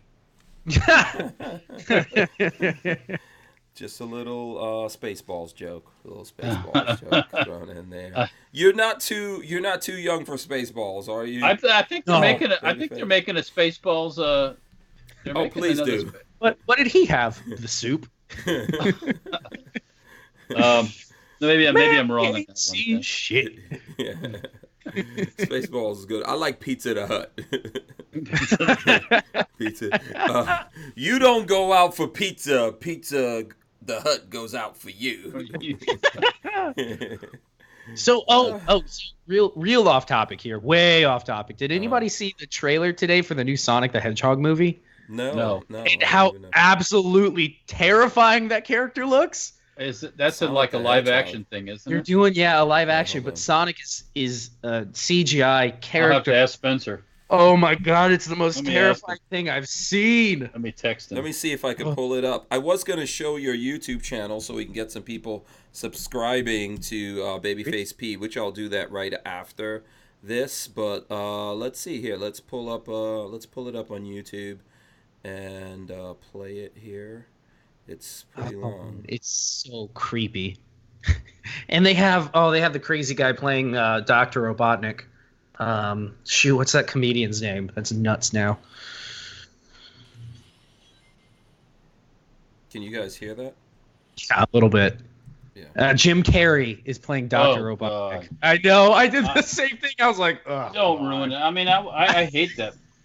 He used to be so funny. Now he's such a freaking flaming nut job. Nuts. Yeah. I mean, just there's mental illness there. It's not how you.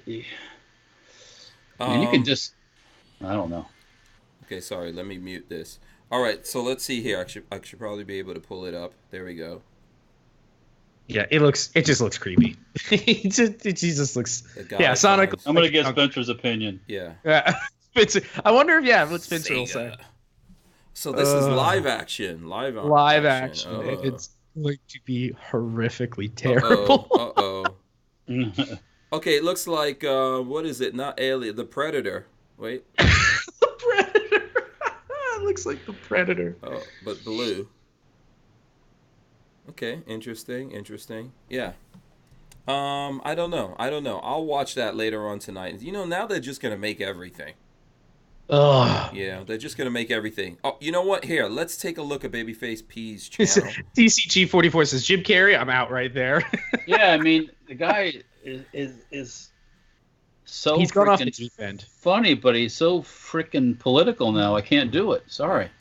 By the way, let me just drop in a reminder here. Here it comes. Here we go. The show's sponsored to you. Okay, what do you think, Spence? Of the live-action Sonic the Hedgehog movie? Right? Yeah. Hold on one second. Hold on one second. Okay, the show is sponsored by Harry's Holsters. I just want to remind everyone of that right now. So the code was Hank Strange. You get 10% off. All right, Spencer. Sonic the Hedgehog, sir. You've got your Super Mario Brothers shirt on. I respect that. Spencer. What do you think about Sonic the Hedgehog? Are you going to go see that or not? No, I'm not going to see it. Thank you. No. Okay, why? Why? Because Sonic in CGI looks stupid as hell. Yes, thank you. He looks nuts. Is it because they try to make it look more realistic? They made him too tall? What's the deal? Is it just the overall idea of it you don't like it? Because the idea of a live-action Sonic movie just garbage. Just all around a no-go. It's repulsive. That's yeah. Okay, so there you go. They hit that like really terrible spot in the uncanny valley. They didn't go human enough, and they didn't go like fictionalized character enough, and it just hits that weird spot where everybody's like, "No, this puts me off so badly. I don't want to see it." There's also Detective Pikachu. That looks more interesting. I think I might go see that. Yeah, I'm more excited for Detective Pikachu than Sonic the Hedgehog. Yeah. Mm-hmm. Why not go all CG on Sonic the Hedgehog though? I know. They could have done a good job, but they could have how about just do a hand-drawn Sonic the Hedgehog movie? Oh, yeah, old school. Like that. Old school. Yep. Yeah, hand-drawn. Yeah, old school animation. Yeah. Can I tell you why, Spencer? They can't. Do you know why they don't want to do it hand-drawn? Huh? To work. Mandatory minimum wages, my friend. Mandatory minimum wages. That's why. Too much work. Yeah. You know, if you got to pay that artist $25 an hour or whatever it is to hand, they have to get slave sweatshop labor to well, draw. I guarantee you Jim Carrey ain't doing it for nothing. So yeah. So we didn't look at that long enough to see where Jim Carrey was. What does he play in that? He's Dr. Robotnik. He comes in. Oh, yeah, he comes in towards the end of the thing, but I don't. None of it's appealing to me. Yeah. All right, now Jafari H says Roger Rabbit. I've heard for a while that they're working on a new Roger Rabbit. They were going to. Don't ruin that one too. Well, they'll ruin it with political correctness. They'll ruin it. With the first one was good. Don't ruin it. Yeah, we don't. I mean, if you're gonna do Roger Rabbit, you have to do it exactly as they did it back in the '90s when they did it in the first place. Or just let it. Just leave it alone. Just let it stand on its own. I want to see. What's her name? I want to see Lola. What's her name? Lola what? No, what's the name of Roger Rabbit's girlfriend? Oh God, Jessica Rabbit. Jessica Rabbit. Yeah, I like Jessica Rabbit. Roger Rabbit. So big furry boobies. Yeah, oh wait, no, she was a human. She wasn't a rabbit. Yeah, but she was drawn. She was just drawn. She was hand drawn. Yep. Yeah, she was. Yep. Just drawn that way. She can't help. She was just drawn bad. Let's see what Walter's showing. Oh, there she goes. Yeah. Yeah. So. Those came from the Disney studio. Ivan Show says John Wick 3. John Wick 3. Oh, that looks badass. Yeah, I'd like to go see that one always. Hey, it's movie time on Lifestyles Unlocked. Yeah. All right, cool. So, have you guys seen Avengers Endgame yet? Oh, can't talk about it. Yeah, no spoilers. So many people haven't seen it, you can't spoil it yet. Yeah, no spoilers. No spoilers in the comments. Yeah. Are you taking Walter? Is Walter going with you to see that, Spencer? I will kill you. Yeah. Is Walter? Are you guys all going as a family to see that, or just Spencer? Probably. I guess I'll have to go see it. So I'm up on all the stuff and see who gets killed or whatever. Yeah, I don't know. Yeah, I've gotten to the point where I don't want to see these leftists anymore. But I guess I can. So it's sort of becoming so political has sort of ruined me because there's so many things out there that you see like people. Actors and whatnot that are in movies, and you're just like, for me at least, I'm just like, yeah, I don't want to see that. I don't like that person. I really don't want to see that. Yeah. It just ruins me. Aries is saying that it sucked. That's coming from Trey. What? Trey's saying it sucked. No, you're crazy. To be determined. Yeah, we'll see. There were a lot of good things. I think the great Game of Thrones battle was pretty good. Here's one of the problems that happened with this. So we were at the on Sunday. We went to the show, obviously, and we came back and we had an Airbnb. I was staying with the Accutech guys, and we were just talking, kicking it or whatever. And Lola is on a chair in the corner, and she has her phone. She's looking at her phone, and it's making noise. She didn't even put on headsets or anything. I'm like, what the hell? What's going on over there? And then she says, "Oh, Game of Thrones." And I was like, you're just going to try to look at the Game of Thrones without me. Lola was going to look at it without me. Can you believe that? Oh, she's crazy. But here's her problem. She was complaining because she says she couldn't see anything. Because it was very dark. Whole episode.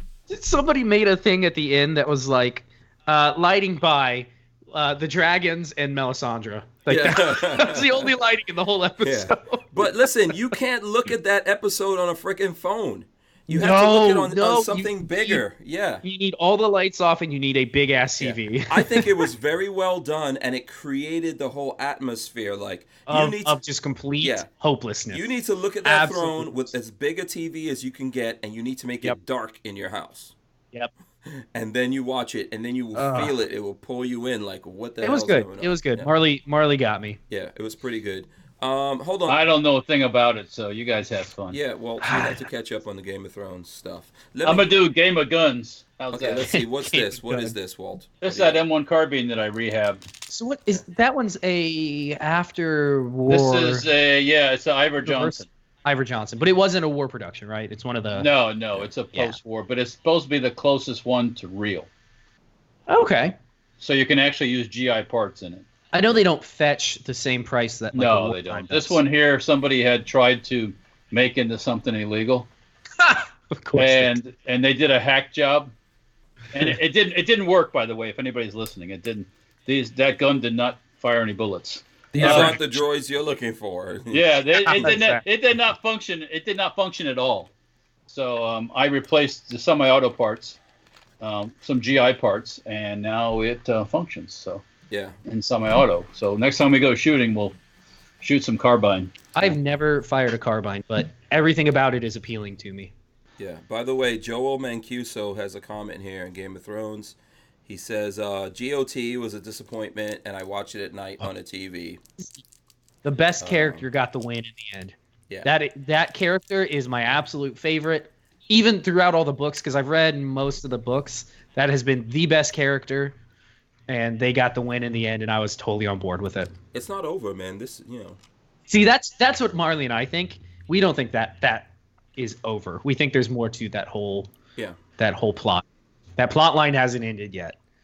Yeah. But we were trying to play Guess Who Died during the episode. Mm-hmm. Like characters would come on and I'd be like, their plot's over, their story arc is over, they're done for. I give them an episode at tops and they're dead. Mm-hmm. Yeah. Everyone's gonna die in the end.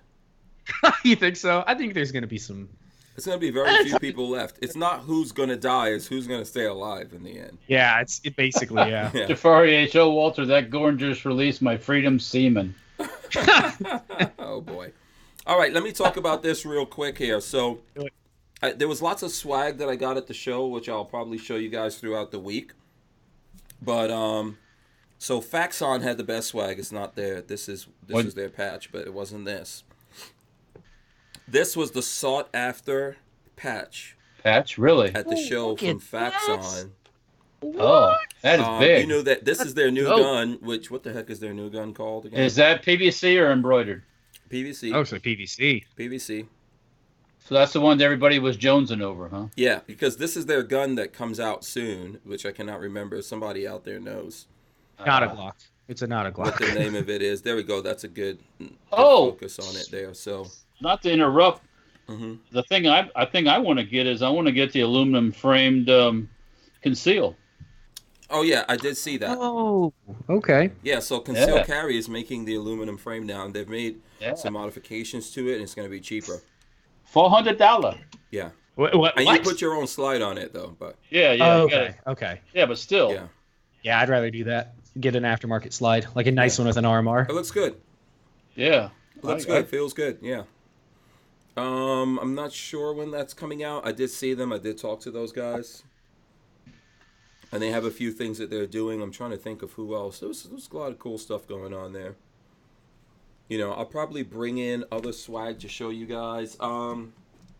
Suppressor alert from our friends at Liberty. Let me just throw this up here right now.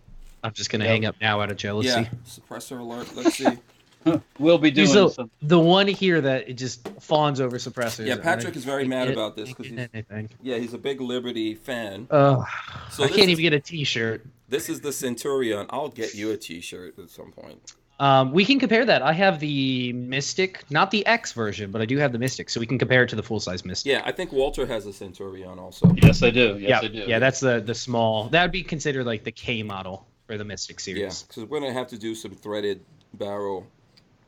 Some threaded guns like 19. They're for suppressors. Those things are hardcore machines. They are well overbuilt and perform like a champion. So here we go. There it goes on the the PPK Navy. That looks good. Look at that. Yeah, that looks dope. That's sexy. That's Pam. That's pretty. Yeah, that is. We got some nice. shooting to do, guys. We got a bunch of videos we have to do actually. Yeah. Tons of videos that we need to do. We need to get together and get some shooting done. Sure. You guys need to stop, get off your... I hope you guys enjoyed your vacation while I was gone. Yeah, seriously. Did you even know what to do with yourselves? You're like, oh my God, it's 7 o'clock. I feel like I should be doing something. Well, one night I had to take care of anyways. Oh, you handled the business? Oh, yeah, that's right. Sounds like it. You got to take care of business, you know what I'm saying? Dust. I got your dust right here. Yeah.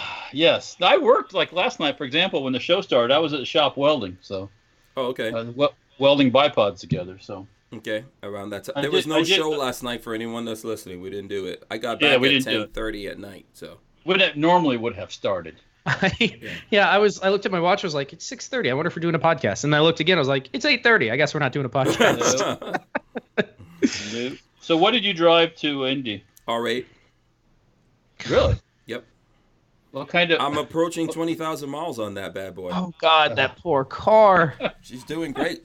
How's the navigation working?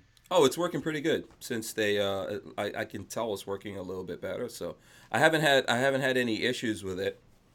Okay. So earlier here we were talking about what I'm gonna do in England when I get back. Mm-hmm.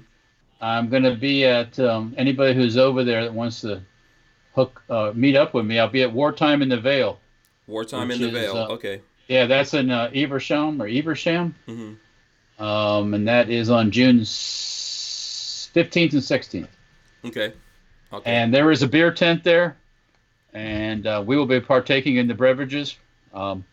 So if you're in that neck of the woods and you want to stop by and say hello, I'll buy you a beer. How's that? Okay, awesome. So, let me show this one thing before we go. So this is Babyface P's channel right here.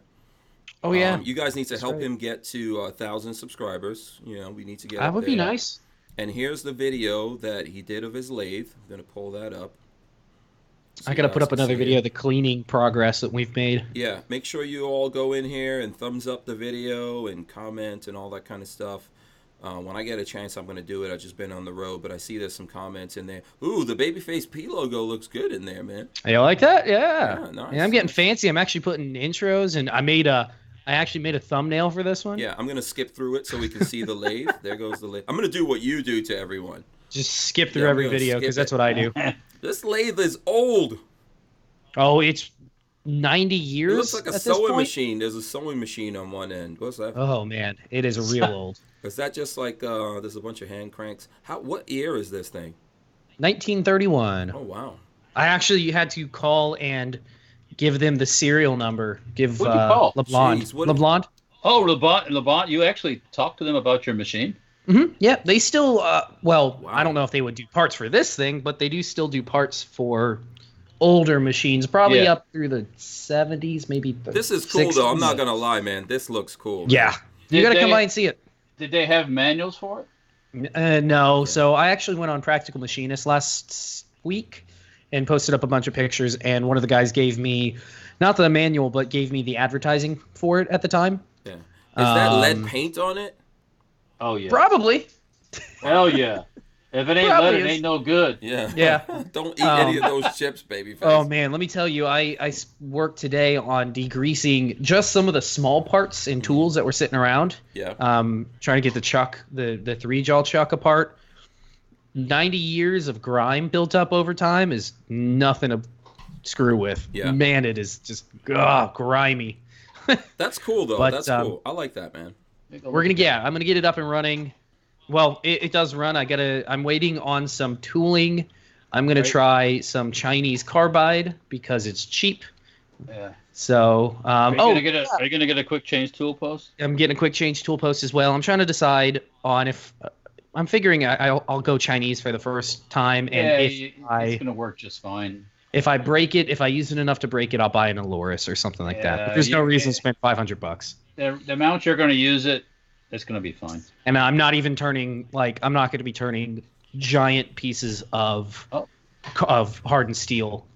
No. Yeah, like I said, you're not using it every day for work. You're gonna be fine. Yeah. I've got a Chinese lathe and the Chinese tool holder. And it works fine? Yeah. Oh shit. Oh, okay, good. That's good to hear that somebody that actually uses theirs hasn't had a problem. I've had it since 2004 or 5, something like that, and use it all the time, and it works fine. Good. Yeah. Good. Yeah. Okay. Yeah. So I'm gonna do that. I'll probably order through like Banggood or AliExpress. You can. I mean, just search around on the internet. I mean, you got all the Shars. Have you heard that brand yet? Shars. Yeah. Is that the Chinese one? Of the Chinese. Yeah, ones? mostly Chinese stuff. Yeah. I mean, I did see a video of a guy that brought in or tested some of the Chinese carbide insert tooling bits, the carbide bits themselves, and he said for your home shop, it was $5 for 10 carbide bits versus normally they're exactly. Instead of $10 a piece. Yeah, he was like, for your home shop they work great. You break it, you don't feel bad. Yeah. No worries. That's cool, man. I'm looking forward to you building some stuff. I guess I'm gonna have to make a plan for you to make something. I already have a plan on my first thing I'm gonna build are some punches, some brass punches. Brass punches. A full set of American-sized brass punches. Okay. Because it's pretty simple. You're just turning metal down and then knurling the. What about a little brass hammer? Does that punch kit? Totally do that easily if you need it. Mm-hmm. simple things like that is what I'm going to start with. Once I get pretty comfortable with how the machine runs, I think I'm actually going to tear it completely down and redo the whole thing, repaint it, take the paint off, redo all the paint. Sandblast it or whatever, bead blast it. Yeah, do it completely down to the bare bones and then back up. So, but I want to play with it first, and the first thing I need is tool. What did it cost in 1930 something? I wish probably $1,000 maybe. It was just an ad, like a magazine ad. They didn't have the pricing on any of it. I wish I could tell, but in 2019 prices, it was $1,600. Right. And I think that was not too bad for what I got. What do you think it would be, Walter, back in 1930 something, right? Like car money? $5? It would probably be in that. No. It would probably be in that $1,000 range. Yeah, that was industrial machinery back then. So yeah. I did see an article from then about how what was considered a small machine shop would have been set up, where they had like the pulleys running across the ceiling, the belt drives and all stuff. Yeah, running belt driven and everything. It was pretty crazy. Yeah, that was really cool. All right, so listen, we're going to wrap it up here. Babyface, you guys should go subscribe to his channel. He's going to have a lot more stuff here. He's really deep into this, so let's try to support him. I want to see the subscribers get up to 1,000 there. So yeah, I'd like to get 1,000 subs. It's my first goal. It's 1,000 subs, Walter, and I need to start pumping content to the YouTube channel. Yeah. I'm gonna have to check. I know I am on Instagram. I just double check on YouTube. Yeah. So check up on that, everyone. Okay, so let's see, Patrick. What do you want the people out there to do while we're talking about that? Babyface P on YouTube and or babyface _baby _ face P on Instagram. I post on Instagram more, but now I'm gonna be posting some stuff on YouTube for funsies. So go check it out and subscribe and do all the things. Right. Very cool. Tell me what you want to see done with the lathe, and I'll try to accommodate. All right. Cool. Yeah. Nothing crazy. Nothing illegal. I'll tell you what to do with that lathe. Simple things first. You gotta build a cannon barrel, man. Cannon barrel. Oh God, I watched. Have you seen that guy that's forging his own brass to make a cannon barrel? Pouring it. Yeah. Oh yeah, there's a YouTube channel where the guy poured his own brass to make a cannon barrel. Yeah. I've been watching him go through that process. It's pretty cool. But that's me. Yeah, very cool. Very cool. Everyone, make sure you subscribe. Walter, what about you? Facebook, Instagram, of course. We're on YouTube, and you have Safety Over Firearms. You have Mower Death, which I see Richard Hughes said he subbed to Mower Death. Awesome. That's got some, So, anyways, and Facebook, Instagram, that kind of stuff. That aluminum cutting video was pretty cool. You guys were milling the. That's cutting the bases for the Streebog stocks. It's amazing. It's just. It hogs it out pretty quick. Yeah. All right, so let's see here. I want to remind everyone of Harry's Holsters being our sponsor, and the code is Hank Strange for 10% off at Harry's Holsters. Thanks to those guys for sponsoring the show. And if you're looking for something Kydex, please do support them. Let me drop the end scene on us here. Here we go. Let's drop that in. Boom, there we go. So make sure you're subscribed. Okay, click the bell so that you can be notified. That's pretty much it. Thanks to everyone out there. Thanks for all the folks joining us. I did miss hanging out with you guys and having this crazy-ass conversation we do. It's a lot of fun. And shout out to everyone who I saw out there who watches the show and all that kind of stuff. We'll see you guys. We're out of here. We'll be back tomorrow. Peace out. Peace. Goodbye. See ya.